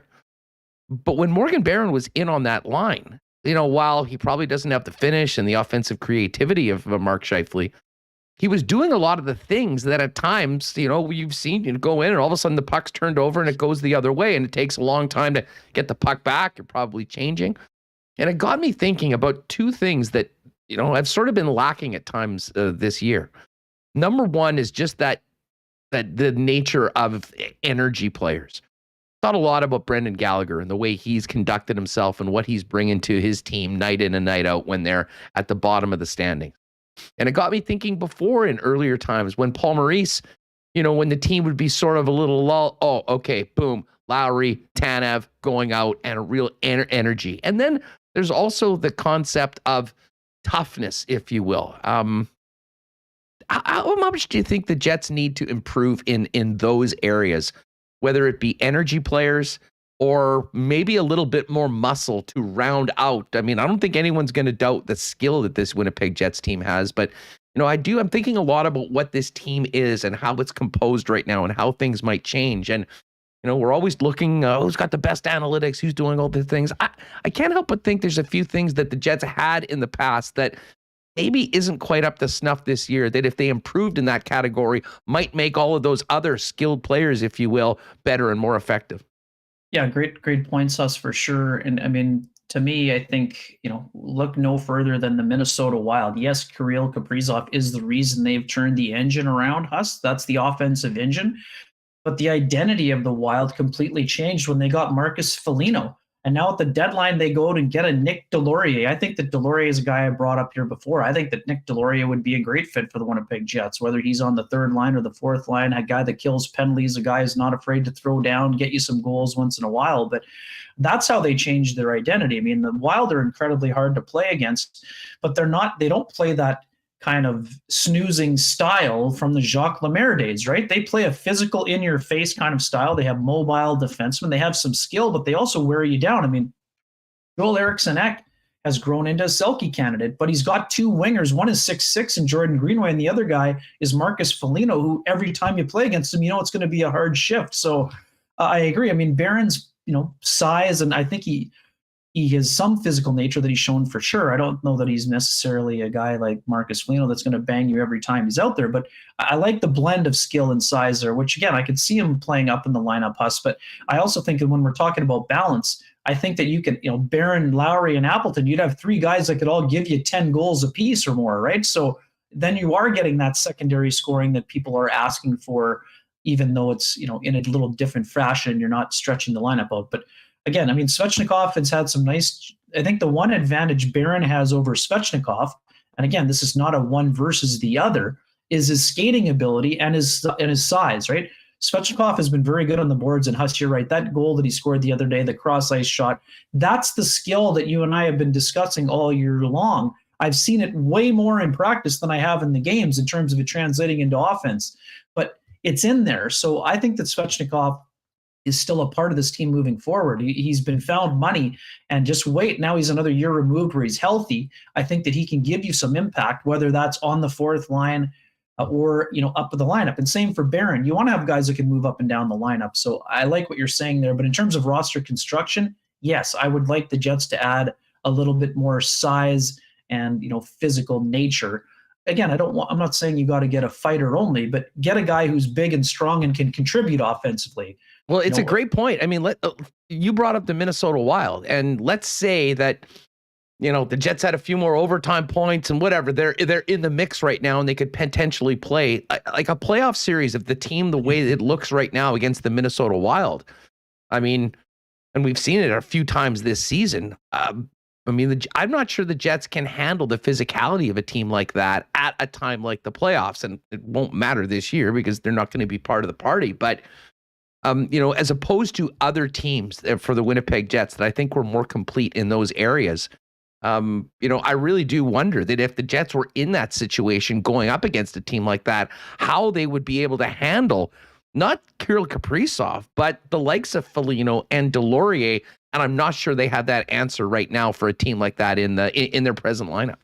It's a great question, Huston. I mean, that's, I think, why people are so looking forward to the series with St. Louis and Minnesota, because of the contrast. And again, the Blues are not a team they're not the same team as 2019 either, in terms of, they're more skilled with Kyrou taking on a bigger role, and obviously Robert Thomas's emergence, and then adding Pavel Buchnevich. They still play a hard, grinding kind of heavy game, but they've upped the skill component. So can they handle the physical nature of the Wild? That'll be fun to see. I mean, which of the goaltenders are going to show up? I mean, Minnesota's got Talbot playing great and Fleury, and then in St. Louis has got Binnington, but you also have Husso, who's sort of stolen the job. So you're right, Huss. I mean, if the Jets were matching up against, we're all talking about Colorado, like people are crowning them the champion, but Colorado, as great as their season has been, they're going to have a tough second round matchup, provided they can get there against St. Louis or Minnesota. I think 100%. Both those teams could give them trouble. Yeah, I mean, I do like Minnesota in that series. And it's funny. I mean, I think low-key, one of the most brilliant acquisitions was Marc-Andre Fleury. Not because Fleury's been amazing, but it basically immediately turned Cam Talbot into one of the top goaltenders in the year. Right. Sometimes when you get pushed, Ken, like we've seen in so many situations, you get pushed for your job. Someone else comes in, gets some playing time, and plays well. It brings the best out. It doesn't always work that way. But it certainly has so far for Minnesota. And if they can get that sort of goaltending, I mean, I'll even think, a Minnesota-Colorado series, I know a lot of people will just, blankly look at their brackets and go, Colorado win 5. Yeah. Listen, I think that will be an absolute war. And for many of the reasons why I question how the Winnipeg Jets, as presently constructed, would do against the Minnesota Wild. Listen, the Avalanche are in another class right now of teams. But as I say, they're not running over the Minnesota's not getting run out of the building by anybody right now. And if they get goaltending, get a few saves, they're going to be in those games. And I wouldn't be surprised if we got a ton of overtime and a really lengthy series if those teams meet up. Yeah, no doubt about that, Hassan. I mean, even too, like Colorado is playing at a ridiculous level, and I know they did add some guys who play a defensively sound game, and Lehkonen and Cogliano at the deadline, guys like that. So those are smart pickups. And again, look at Colorado being able to land Ben Myers, who was considered the top college free agent. We know the Jets would have seen him plenty when watching Chaz Lucius before he has suffered the foot injury. So they were definitely interested, but I mean, he obviously reads the tea leaves and knows, Nazem Kadri, was he going to be back? I mean, Valeri Nichushkin has had an incredible year, but I think he's a pending UFA. I think smart move by Myers, who will not be eligible for the playoffs, but that's a guy a lot of teams were looking at. But even to us, I mean, look at what if Vegas, even whether it's Vegas or Dallas, I mean, I think that Colorado is going to have a tough road out of the gate. I mean, I'm not saying they can't handle it, but I think that both Dallas and Vegas are sort of set up to kind of give them some trouble, provided the goaltending stands up for either one of those teams. Again, who knows how it ends up, but I don't believe in Dallas, to be honest with you. I mean, I know what you're saying, Huss, but I watched the end of that game against Tampa, and I was thinking the exact same thing. Dallas being vulnerable, then they go out and win a 1-0 game with Scott Wedgwood. I mean, speaking of additions at the deadline, how about Scott Wedgwood as your Wedge Wall? That's Wedge Wall, Ken. Sorry, yes, indeed. And Rope Hintz has had just an incredible season. So I remember I covered that second round matchup with Dallas and St. Louis in 2019 before St. Louis won the cup. Hintz is just an emerging star. He doesn't get the love because he's not a real talk. He's not, quite as, personality wise like Patrick Laine, his countryman. But man, this is a great two-way player, and he's just been absolutely dynamite. But Huss, I agree with you. I mean, they basically have been a one-line hockey team. But the other night, you see Jamie Benn and Tyler Seguin are out there blocking shots. So they're under a barrage from Tampa with all those skilled guys, and they've sort of have just found they're one of those teams that seems to find a way, and they're very battle playoff tested. They're hardened. So I'm very interested to see him. And even too, Nashville, they look like they're kind of tilting, and then all of a sudden they go out and get a 1-0 win too, right? So, what the Central Division is so tough, and that's why, Huss, back to your original point about roster construction. If you look at the way all of those teams are built, you're going to have to add a little bit more of that edge and physical element if you want to compete with those teams, even though the skill level is very high with a lot of them as well. Yeah, and it'll be. Listen, we thought we'd be seeing how the Jets would match up against these teams actually in the playoffs. But, I think this division, I mean, those first two rounds within the Central Division, will be impactful as to the decisions that the Winnipeg Jets make. I mean, they're going to do their autopsy on the team, and they'll figure out, the guys that they think that are committed to it, and they'll think the guys that maybe, can need to change the scenery or areas that they're going to turn around. But all of that, I think, is going to be done in the context of seeing what happens in the first month of the Stanley Cup playoffs as to first and foremost competing in the Central Division against like a top to bottom lineup of very, very good teams. Yeah, no doubt. And I would even extend that to the East, Huss. I mean, look at the, I think there are also going to be some impact on what happens with, the Atlantic, right? What's going to happen with Florida and Tampa and Boston and Toronto? Like, two of those teams are out in the first round, right? So, and then never mind Carolina. And then look at the flip side. Jets are going to face the Rangers and Pittsburgh. Both those teams think they can win the cup. One of them's going home in the first round also. I mean, remember how up in arms people were when the Jets and Predators were 1-2 for the President's Trophy, and Nashville went home in Game 7 of round 2. I mean, now people are going home in round 1 that have legit, Stanley Cup aspirations. So it just goes to show. And then Huss, I mean, can't believe I've gotten this far. I mean, Pierre LeBrun banging the Hustler drum once again. Let's go to the 3-point system. I talked a little bit about it yesterday, and I don't know. I think I just I talked about this so consistently for so long that, I didn't really throw up a white flag. But if there was ever a year for the Board of Governors, Gary Bettman, Bill Daley, to take a look at what many people have been saying for a long, long time and go to the 3-2-1. I mean, the East was done at Christmas. We have known for 3 months who's playing in the first round. It was just a matter of matchups. And it's the same thing to another extent. I mean, if a team like the Winnipeg Jets, and if you want to really talk about teams being in it and feeling they're in it, you can have the fake news standings, or you can have a legitimate opportunity to go out and beat teams in regulation, make a big move on them, getting 3 points in. And I'll tell you what, in addition to what it would do to the possibilities of teams staying in it and legitimately, you go on an 8-game run and what that would do to your placements in the standings. The other thing is very simple. What it does to the games. How many times have we seen an East and a West team that are in playoff spots in a 1-1 or a tie game in 4 minutes and just basically shut it down, make sure that nothing happens in their own end, and be more than happy to play for the extra point?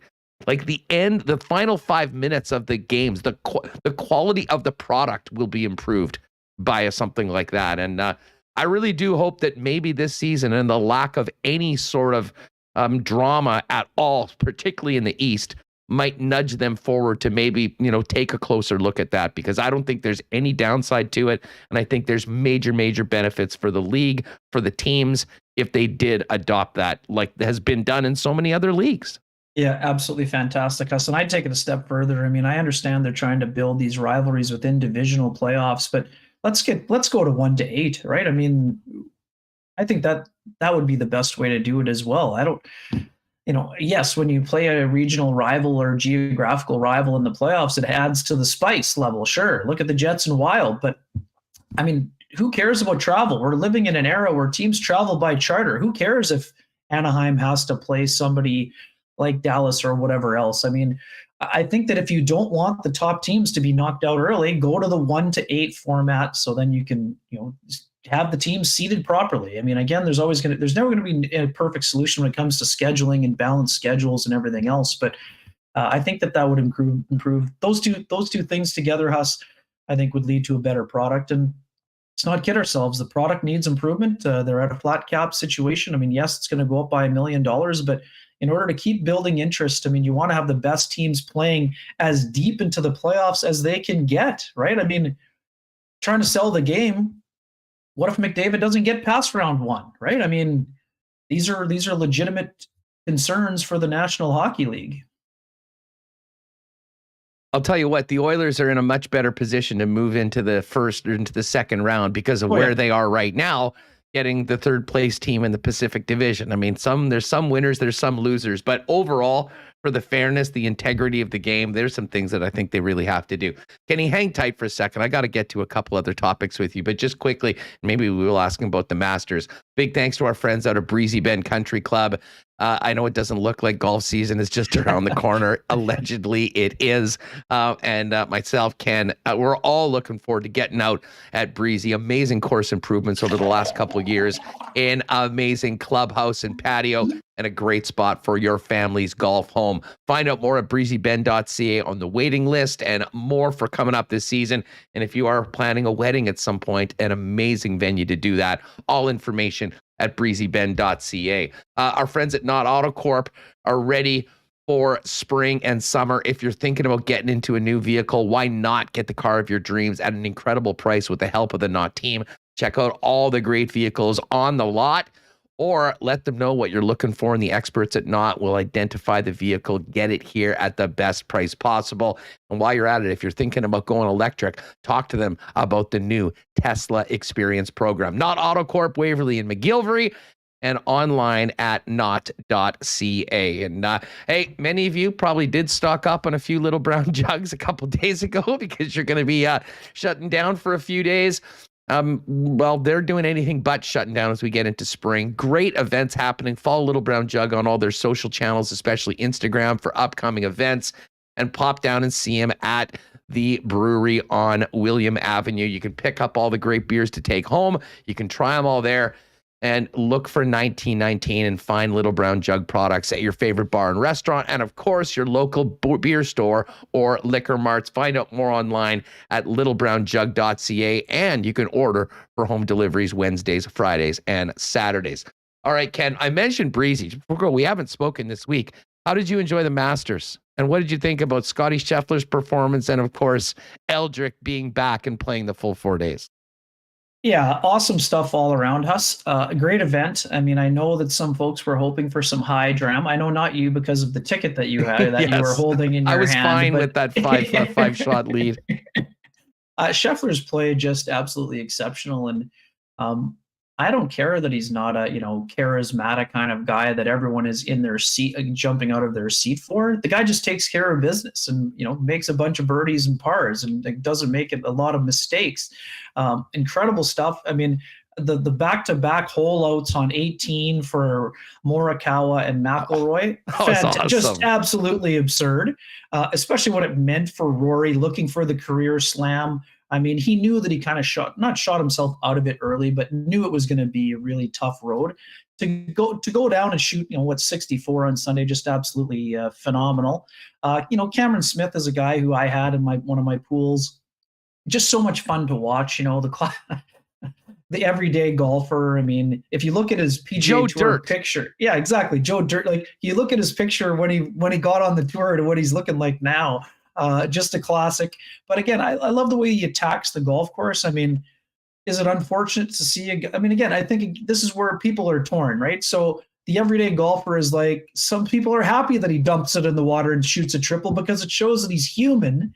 But at the same time, who hasn't felt that way, Huss? You make this incredible birdie. You're like just totally jazzed. You go to the next tee shot, and then you dump it in the water and you're like, the water's there, but you're feeling so good. I'm just going to pure this, knock it close, make another birdie. Plop. And then just like, oh my God, it's not far enough. And it's, and like, just as soon as he made contact, Cameron is like, oh my God, why did I swing? I wasn't ready. Right. But you make that birdie, you run to the next tee. You're like, I'm going to win the tournament.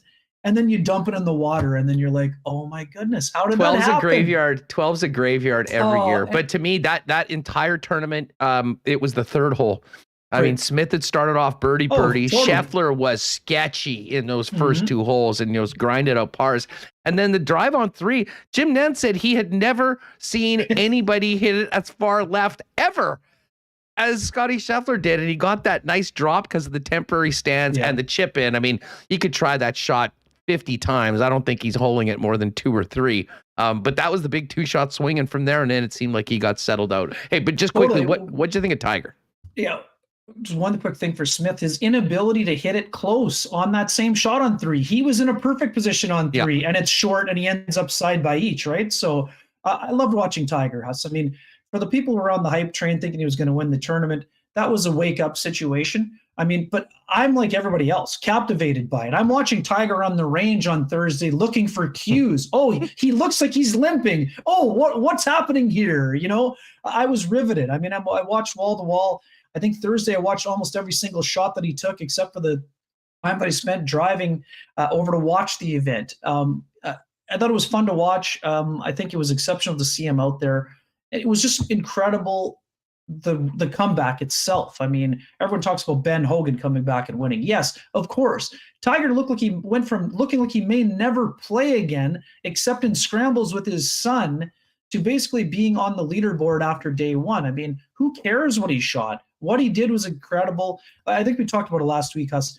The thing about Tiger that people don't realize, he's become a human being. He's no longer a robot. The fact that he can enjoy the fact that he had his worst putting day on the Masters and kind of almost make fun of himself, it's just made him enduring after a career where Tiger was winning.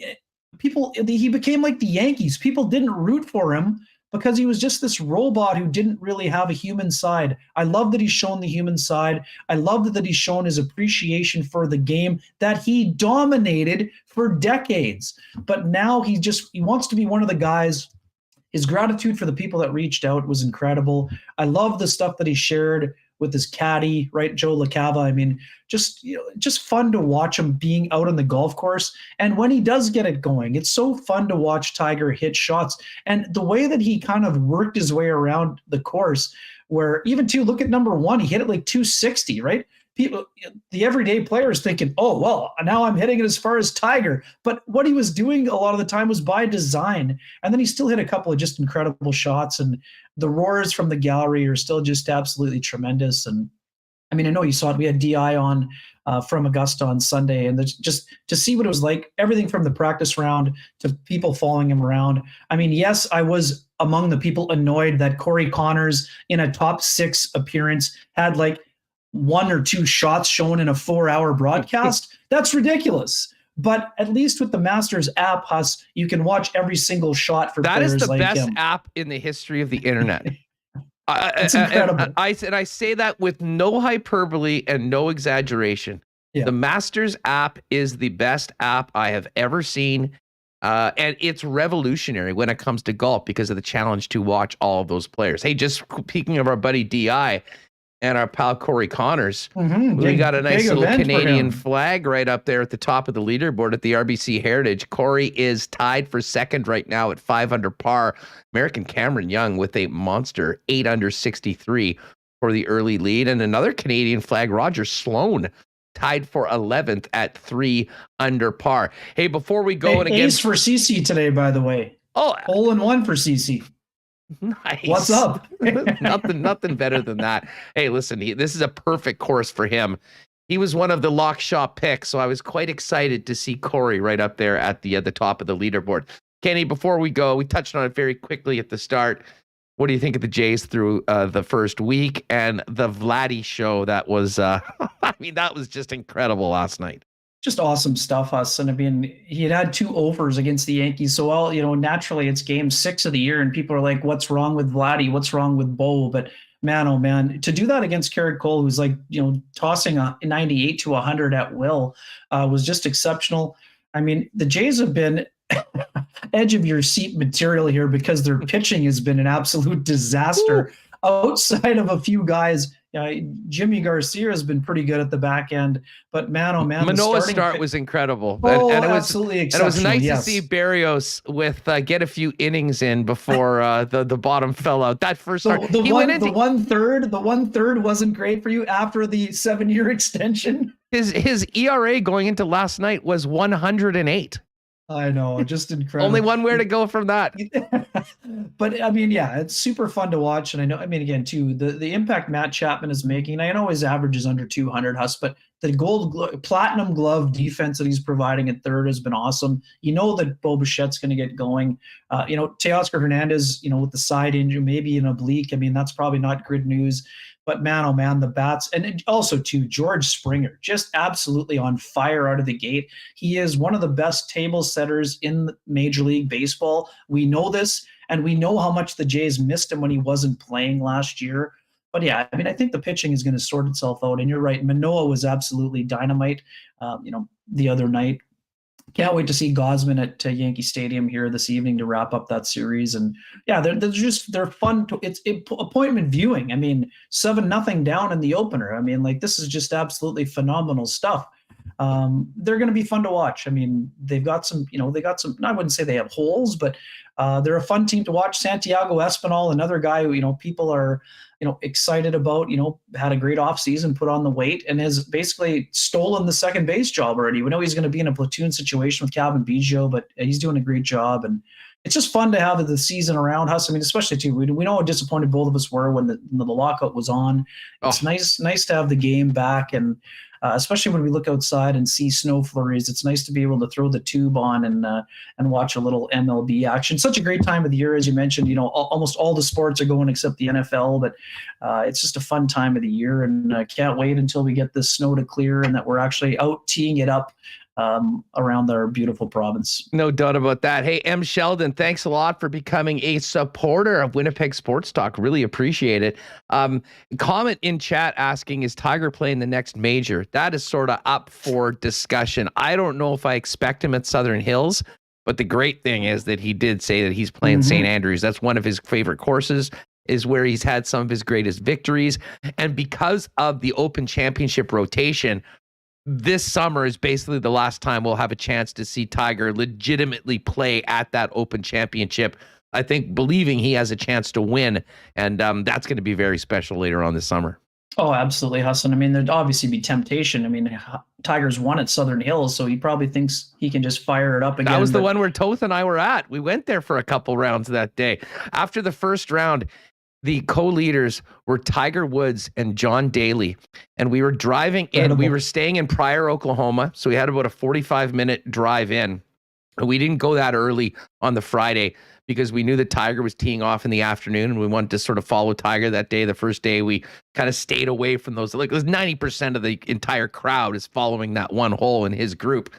And I'll never forget this, Ken. We're listening to whatever the local Oklahoma sports talk station is. And some guy calls in and says, hey, just a quick heads up, guys.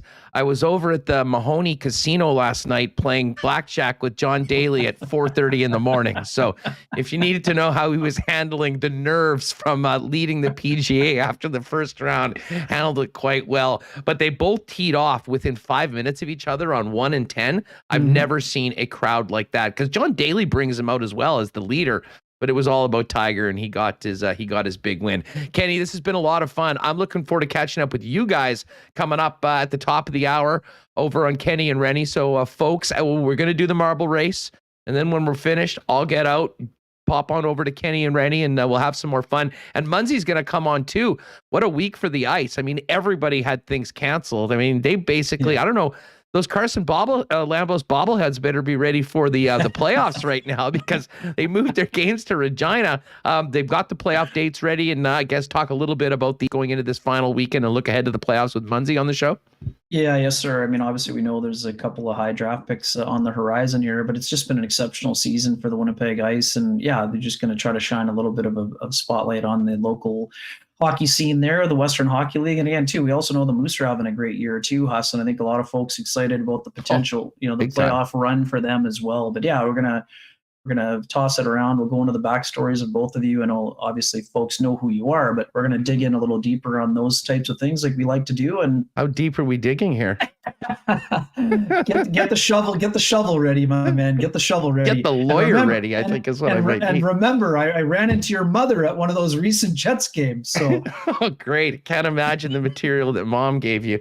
Okay, well, listen, I'll look forward to talking to you guys in 25 minutes or so. Appreciate it as always, Ken. And we'll look forward, I guess, when Friday and Saturday night, you and Rennie getting back after those games.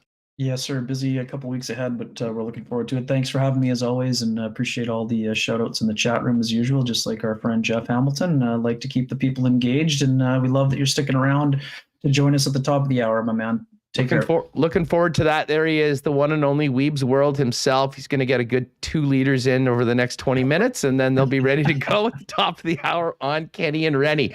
Hey, speaking of my mom has been on me, as I would have anyways, but just reminding me that the Princess Audio Players Championship is happening right now on curling, and this is the last event of the year. Well, really the last event of 4 years for so many of these teams playing together. Can tell you right now, in the on the A side, the final is going to be Nicholas Adine and Brendan Botcher, Bruce Mouat and Kevin Cooey continuing on as well. And let me just get this out of here. Seaside, Matt Dunstone is going to be playing the winner of Brad Jacobs and Colton Flash. That game will happen tomorrow. John Epping is there. Listen, this is a great event. Scores from the early draw today: Mike McEwen beating John Epping in an extra end 4-3. And the gunner, Jason Gunlickson, taking out Matty Dunstone 6-5. Coming up scores, let's just see what we've got for draw 11 coming up shortly. We've got Colton Flash and Brad Jacobs and an all-Swiss matchup of the Schwaller and Hosley rink. I believe Sportsnet has that event. Princess Auto, proud sponsors of Jan Jones, Mike McEwen, and the Princess Auto Players Cup, the crown jewel on the tour. And the other, also Princess Auto is the place where you'll find the best deals on the most unique assortment of tools and equipment around. Everything you need to complete the projects on your list or start something new is at Princess Auto, 2 Winnipeg locations, and you can shop online 24/7, 365 at princessauto.com. Well, things are clearing up a little bit. Should be able to get down to your favorite Boston Pizza to check out the Jets on the weekend. Nowhere better to watch the Jets on the big screen with big sound than BP. Enjoying ice cold schooners, gourmet pizzas, and those famous Boston's wings. And if you're staying at home, check out their game day deals and order online at bostonpizza.com. And thankfully, with this snow leaving, we can get back to speaking fondly about blizzards. like a Nick and Nicky DQ blizzard. The spring is just around the corner. Well, technically here. And it is blizzard time, not the blizzard that we've been experiencing for the last couple days. Pop down to any of the 4 Nick and Nicky DQs, DQ Niverville, DQ Northgate, DQ Polo Park, and DQ St. Anne's.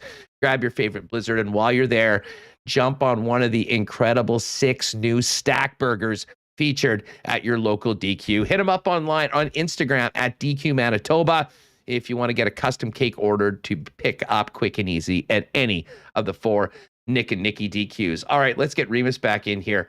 Fun stuff with 2 of our favorites today, Reem. Branon Rewucki and Ken Wiebe. But now, in a few minutes, it'll be fun stuff with our favorite people. And that, of course, is the WST Nation, ready for our normal Friday marble race happening today on a Thursday. By the way, I think it was Sandy was asking about the show. Good Friday, no show tomorrow, Passover, Easter weekend. But we will certainly be back on Monday with a full recap and wrap up of the Jets out in Florida, and more from what's going to be a really, really busy weekend in sports.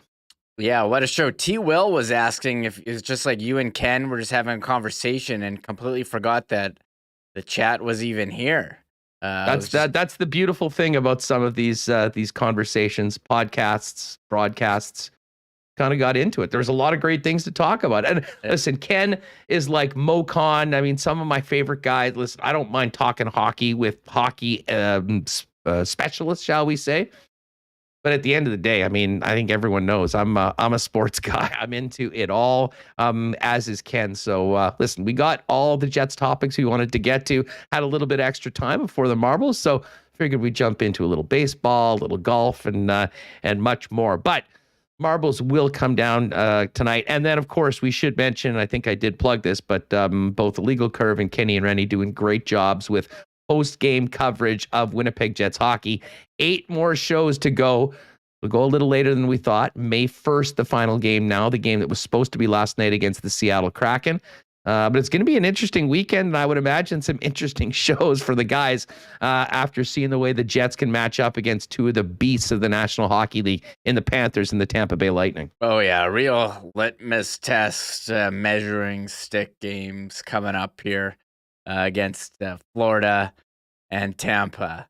We're having a lot of fun in the chat. We had one of those webcam spammers come in. So you've missed out a lot of good times. Best cams, as T. Willow says, is Best Cams getting a marble today? A lot of questions about who's getting a marble. Who is the other one that used to come in? Lovelace or Loveface? Yeah, I muted Loveface. Loveface is banned. Nice. On here. Hold on, sorry. We are having a good conversation in chat, though, because tonight, Huss, we know what it is. Biggest bar night of the year, right? Well, Friday, I would say is, okay, tomorrow is Good Friday. Today is Bad Thursday.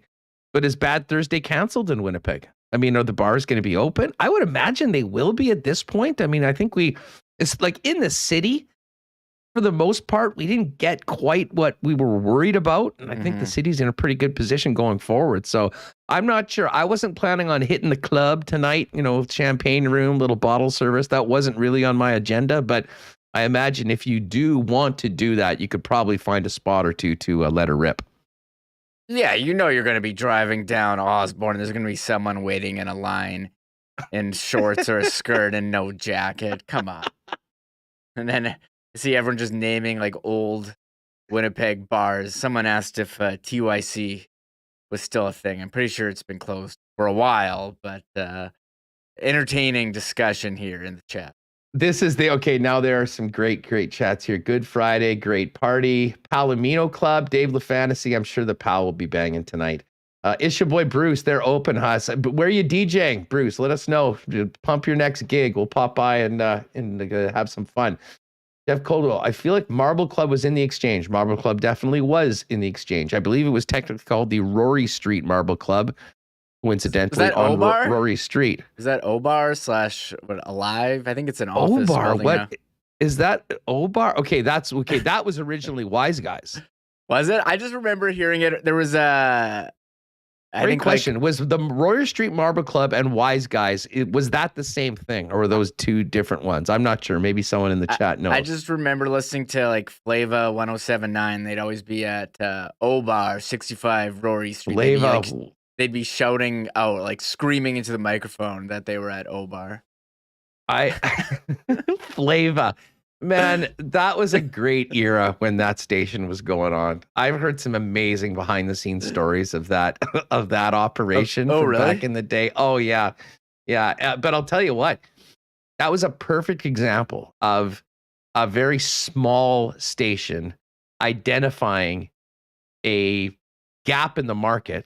Yes. And I mean, young people loved hip hop music, and there was simply nothing on radio in the city. And this is before everyone had all their playlists on their phone and everything there. And listen, I think they had huge listenership, even though it was a completely, small operation. I think the guy running it was like living in the back of the room that they did the broadcasts out of. But oh man, I'm glad you brought up the old Flava days. What a great reference here on Winnipeg Sports I'm Talk. here. Well, I had a great time at Bad Thursday, we're calling. Some people didn't know in chat that it was Bad Thursday, the Thursday before Good Friday, where I'd go to D Machine and Osborne. What I'll be doing tonight? I'm probably not doing anything tonight. Snowed in. A lot of hockey games on. I don't know what else, but Jays, Yankees. Well, you know what? We'll get to the Coolbet lines in a minute because we do have to do a couple things before we get to it. I'll tell you what. Well, of course, let me give a quick shout out to our friends at Aikens Lake. I am so fired up to get back out there. Talked about it for years on the program. Been lucky enough to get out to Aikens a number of times. If you or your business thinking about a world-class fly-in fishing opportunity right here in the province of Manitoba, there is nowhere like Aikens Lake. And listen, the fishing's incredible, which you'll find in a lot of spots, but the atmosphere around it, the people at Aikens Lake are what really take it to the next level. Maybe friends and family that you haven't seen in a long time, be great to get together for a trip. Or from a business perspective, customers, clients that you've just been FaceTiming for a couple years. There's no better FaceTime than being in a boat over at Aikens. Find out more at aikenslake.com. There is still a few availabilities this summer, but they're ready for their busiest year ever. And our boy Pit Terren's always available on Twitter at Aikens Lake if you've got questions or more. Now, Canadian Club, the weekend is here. This long weekend is here. And if you haven't already, you can now get the Canadian Club and Ginger at your local Manitoba liquor marts. It's available everywhere. Bonus air miles all this week on the new CC and Ginger 6-packs, and bonus air miles through the 17th with the CC and Ginger 6-pack. You can also get a free can of CC and Ginger at one of the 26 CC displays. Buy a Canadian Club product and get a free can. And great deals as well all month long on the CC 1,750 mLs at your local Manitoba liquor marts. And of course, Canadian Club, also the sponsor of the Marbles. So we'll have a hoodie for our first place winner. And you know what? We will do a DQ ice cream cake again for our last place finisher in the Marbles coming up. So Remo, why don't we open up registration for the Marbles right now? I'll do the Coolbet lines, take a look at what's happening tonight. And during that point, you can get the track ready and we'll get everyone to register. Yeah, sounds good. I just opened it. So ! Marbles, we'll get in on it, and it'll be fun. I'll have to pick a good. Maybe there's a Blizzard theme track that I could pick. We'll have to wait.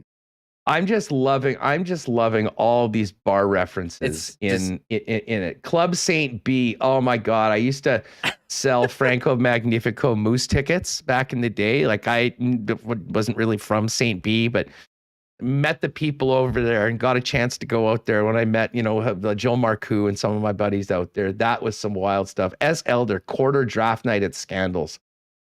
Those were the days, man. Oh my God. Christopher met the DAC. Yes, the DAC's a spot. I mean, more a St. Vital bar, but people certainly loved it. Big guy. I remember when the Romantics played the U of M Manitoba Social circa 1980. They had a few hits, the Romantics did. Oh, Mark Sports Video, Le Canot. Speaking of St. B, that was the hot spot for all of my French friends out in St. B. Like some great times. And that was, I guess, that was part of the old rendezvous where many, many legendary shows took place before they turned it into condos. Stereo, Mark, that's one of the big Can-Ad clubs. Roger Delorme spent the 90s in Club DAC. Chickster, how about the Web? Do not remember the Web. Zax. We got a Zax reference in here. And T-Cone, yeah, it's T-Kona Zone, of course. T-Kona Poly's repping the Oak. The Oak, definitely one of the, listen, you're getting in for a party when you head out to Transcona, and that place was absolutely always banging. Yeah, Jeff Kabilas in on Le Canot as well. So we've got a lot of great thoughts on old bars we went to. Just a Guy, Monty's Pub Club, major, yes, and the lunch buffet at Monty's was wonderful, Bruce. Just incredible service. Everything about it was awesome. So anyways, exclamation mark marbles, everybody, while we rattle off all these old bars in Winnipeg. I'm going to get to the Coolbet lines. We'll give you a minute, but exclamation mark marbles, totally free. But remember, if you haven't done this before, just make sure you are subscribed to the channel. It's free. Just press that red subscribe button. Give us the thumbs up while you're at it to make sure you're eligible to win. We'll have the CC Winnipeg Sports Talk hoodie for first place, and we will do a DQ ice cream cake for whoever finishes in last to actually cross the finish line. All right, what do we got in the National Hockey League tonight? We got a busy night of games. Holy smokes.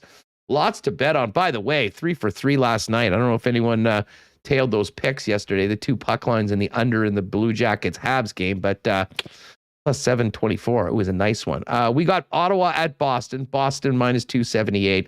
Blues minus 192 against the Sabres. Remo, we know what the Sabres are doing lately. I think we might have to get on them as another home dog. They're feeling good about themselves right now. Carolina minus 345 over Detroit. Penguins favorites over the Islanders minus 169. Lightning huge minus 345 favorites against the Ducks. Leafs minus 179 against the Washington Capitals. Wild slight favorites on the road minus 118 over the Dallas Stars. Wild sure looked good in their last game against the Edmonton Oilers. Those Oilers are in Nashville to take on the Predators. Tight game in that one. Nashville slight minus 114 favorite. Sharks slight road favorite against the Blackhawks. I wonder when the last time the Sharks were favored on the road. Flames and Vegas. That'll be an interesting game tonight. Vegas playing better right now, getting some guys back. Flames minus 154. Devils Avalanche. Of course, the Avalanche a big favorite minus 278. And same with the Canucks at home to the Arizona Coyotes. Heading over to Major League Baseball. We got another big game between the Blue Jays and the Yankees. The Yankees a minus 137 favorite. Let's just confirm the pitching matchup in this game. It is Gausman going on the hill against Luis Severino. Neither of the two pitchers had a decision in their first outing. Many more games to get to. The curling you can bet on right now. The Players Cup, the Princess Auto Players Cup is up there at Coolbet and much more. Again, if you haven't used Coolbet before and you want to play, use the promo code WST on your first deposit. You'll get a 100% bonus up to $200. All right, Remo, let's finish up and get the marbles loaded. Sure, I'll close it in a sec. We do need to, we talked yesterday before we wrap up about Ryan Hartman getting fined for giving Evander Kane the finger, and Evander Kane's ex-wife, Anna Kane, sending him a Venmo to pay for it. Well, it seems like a lot of people sent Ryan Hartman a Venmo to pay for his $4,500 fine for giving the finger. And so he tweeted out today, we're obligated to give an update on this. Wow, overwhelmed by the amount of donations I have received to help pay for my fine. You fans are amazing. I will be paying for it with my own money, but wanted to let everyone know that any money sent to me by 7 p.m. on Friday will be donated to Children's Minnesota. And then he went on to add, as the kid experts, they provide amazing services to children in Minnesota and the Midwest. Instead of sending money to me, just donate to them. And I think we're seeing a lot of that in fantasy football too. Like if you have people were donating to like Josh Allen something for knocking some other team out of the playoffs, or when a player has a charity. $13 donations to the Josh Allen Foundation after the Chiefs needed 13 seconds to come back, get that thing to overtime and win the game. So I think when a player helps you out, donate to charity that they support. So Ryan Hartman was like, look, you can send it to me, but then he's like, you know what, just send it to the charity. And so, I mean, great, good for him. Took a negative. I mean, if you can call him giving Evander Kane the finger a negative, but he did get fined and turning into a positive with money for Children's Minnesota. That's pretty cool. The amount of people rising to help out Ryan Hartman after being fined for flipping off Evander Kane is nothing short of hilarious. And hey, listen, Evander's brought a lot of it on his own. And give it to Anna Kane for starting a great charitable movement with one cheeky Instagram and a $200 payment to Mr. Hartman. All right. Oh, I see T. Konopali has begun for lot 113. Had some great times down there back, especially on nights like tonight, down in the Exchange District. No doubt about that. All right. Who else should we, do you have all the names, Remo? You're putting them in? I'm going to put them in. Everyone's saying to put, Hartman. I think we got to give Ryan Hartman what was the Cam guy who was in the chat that I have to put in? Oh, it wasn't Love Face. It was I forget the name. I banned him. It doesn't matter. We're not getting any of that spam anymore. Yeah, he's no spammers, but everyone else is going to be in if you put in ! marbles. Let's put in Hartman. I think we should definitely put in Vladimir Guerrero in today's marble race after his 3 jacks last night. And then, of course, Kenny and Brandon. Okay, 1 sec. We have Ryan, Hartman, Kenny, Wiebe, and then Rewucki. Who else am I putting in? Anna Kane. Oh, best cams, says T. Will. Yeah. Can I put Gilbert Gottfried in too? Yes. Gilbert Gottfried, R.I.P. Yeah. I'm pretty sad about that. We got with all these other people in, we get 163 total marbles. So shout out to everyone in chat. I know we've got a lot of likes here, a lot of subs. Awesome to see. Oh, Vlad. I didn't put Vlad in here. Oh, yeah. We got to get Vladdy in there. Vlad. So again, if you are new, make sure you hit that subscribe button. Well, regardless, please hit the subscribe button. But what we're going to do, anyone that put in ! marbles is getting a marble.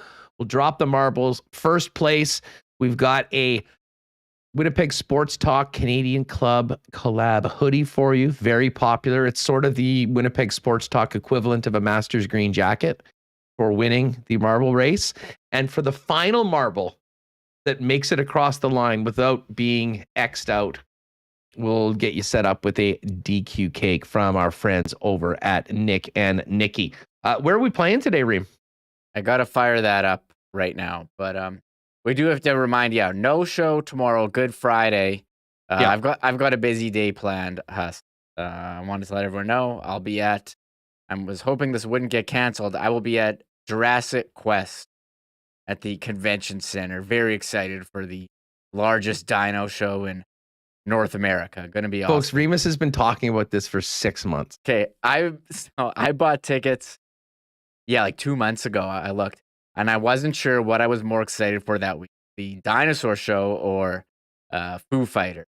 But sadly, Foo Fighters got canceled because of the tragic passing of drummer Taylor Hawkins. But this Dino Show, I haven't looked forward to something like this for a while. Full Dino Show review coming up on Monday's edition of Winnipeg Sports Talk. Really looking forward to that. So yeah, no show tomorrow, but I know someone said we would. I don't know why we wouldn't do a show on Monday. But anyways, we will be full week next week. There'll be lots to talk about on Monday's show coming out of the weekend. All right, before we head over to Kenny and Rennie, let's drop some marbles and have some fun here to finish off another great week. This is a good themed track called On Thin Ice. And I had to ask you, I'm like, Huss, are we doing a show? I asked you like 2 months ago, like, are you planning on doing a show on Good Friday? I mean, the Jets are playing the Panthers. I really want to go to this Dino Show. Hey, you deserve the day off. We've got a great week. It's been awesome. We'll have this show up for people to listen to if they missed it today. And Obviously, we'll have a little bit more when I jump on with KNR coming up in a few minutes. But let's get the marbles up. But before that, we do have to. Hopefully, you know where it's located, and you don't have to find the alternate file. But we do have a theme song from the legendary Tristan Rivers music that needs to play before the marbles get dropped. I do have. I showed it to Jay Miller, who says he's going too. So I'm sure anyone with kids ages like 2 to 5 or older would definitely be in the dinosaur. Beautiful. And breaking news, shout out Donny Boy, winter storm warning ended. So let's get through this, finish up the shoveling. Luckily, it wasn't as bad as many people had hoped, at least here in the city. And we move forward to doing the things we love. That's dropping marbles to finish off a week here on Winnipeg Sports Talk. Yeah, let's party. Oh, T-Will says, see you at Jurassic Quest. I'll be there tomorrow.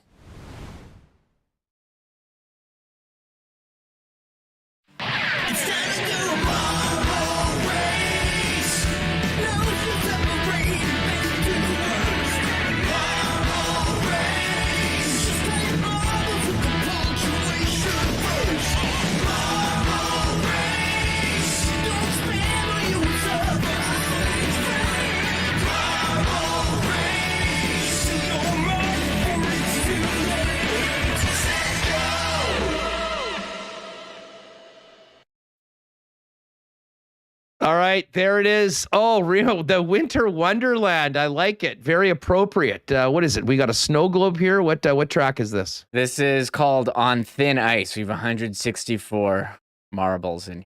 So very exciting stuff. Good luck to everyone. First place, we'll have a hoodie for you. You can pick that up at some point next week when that works out. And last place to successfully get into the bin and get a time across the finish line, we'll hook you up with a DQ ice cream cake. You just have to email us afterwards. We're done. All right, been a great week. Heading into a long weekend. Let's drop the marbles on Winnipeg Sports Talk.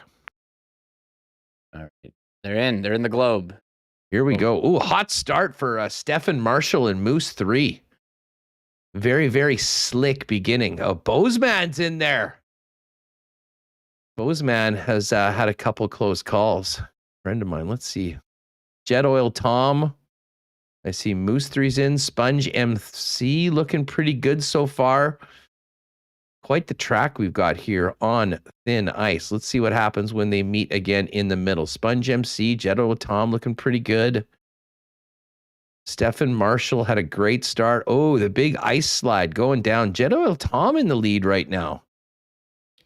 Brandon Rewucki in the left lane making a move as well. Oh, Isha Boy Bruce is there. T-Bone, who won last week. T-Bone may be the most decorated marble player ever right now. We got Jerry Kanzi, T-Bone, and Isha Boy Bruce all looking good, but this is where things can get crazy going through. Oh, they all made it through very well.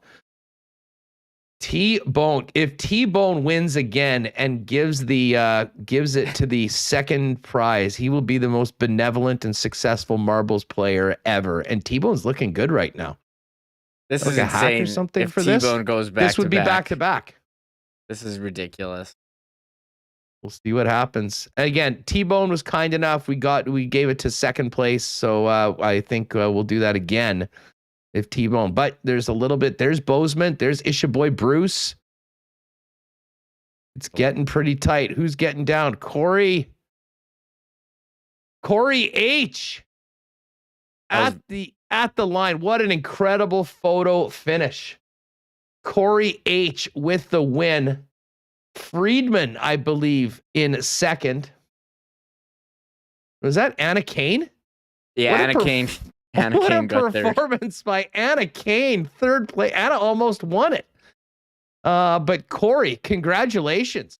I believe that's a first ever win for Corey. I don't remember he being in there before. Corey, send us an email at winnipegsportstalk@gmail.com. I'll fire you an email, get your size, and we'll make arrangements for you to come and pick it up. And now what we're waiting for is who will be the final marble across. Patrolman Pete's looking pretty good for that. Stephen Marshall is up.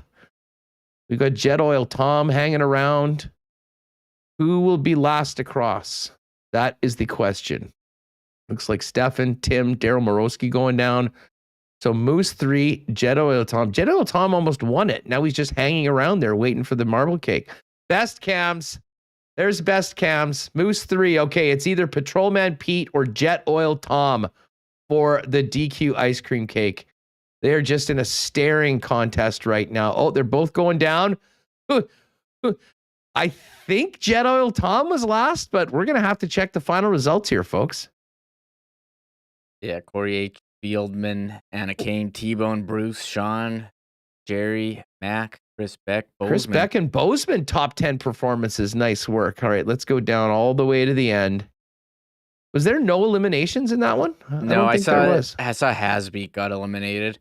Oh, it was pretty crazy. They all went through that slide, and then the slide collapsed after they went down at the first time. So I think people did. Sorry, I'm going down. Yeah, keep her Not going. a lot of eliminations. You're right. No, it didn't seem. That was sort of the course. Everyone at least got to pretty much finish. All right. Oh, it was Patrolman Pete that got it in by like 100th of a second. Yeah. Or about a 10th, not even a 10th of a second. We're into the hundreds. So, hey, Patrolman Pete, big ice fan. Congratulations. Well, no ice games for you in Winnipeg, but we did hook you up with the DQ ice cream cake. Patrolman, send us an email, winnipegsportstalk@gmail.com. Get your details. Get that set up. And Corey H., congratulations. Well done. You were good to go. Hit us up with an email. We'll get you hooked up with that hoodie. All right, folks. We're going to end the show because I'm going to rip over to Kenny and Rennie and hang out with them. So if you're with us on YouTube, pop on out of here. Feel free to leave a comment, though, or anything like that. We always love the comments. Make sure you hit the thumbs up before you leave, and then get on over to Kenny and Rennie. We'll chop it up with the guys for the next 20 or so over on the Kenny and Rennie channel. Huge shout out to Michael Remis and everyone that joined us this week. Another great week at WST, and all of our sponsors, including Aikens Lake Wilderness Lodge, Wallace & Wallace, F Apparel, Vita Health, Culligan Water, Manitoba Battery, Royal Sports, Breezy Bend Country Club, Not AutoCorp, Little Brown Jug, Princess Auto, Boston Pizza, the Nick and Nicky DQ Group, Canadian Club. Don't forget, CC and Ginger available now. Thanks to them for their support of the marble race. And Coolbet Canada. We'll be doing a lock shop tomorrow, though. No show for us, but around noon, we'll fire it up with Dusty. So make sure to check out my social media feeds for that at Hustlerama. And other than that, have a great long weekend and pop on over. See us on Kenny and Rennie in just a couple minutes. Thanks for being here, folks. Oh my God! Oh! Shut it down! Let's go home! Thanks for tuning in to Winnipeg Sports Talk Daily. Make sure to subscribe on YouTube and your favorite podcast feed at winnipegsportstalk.com.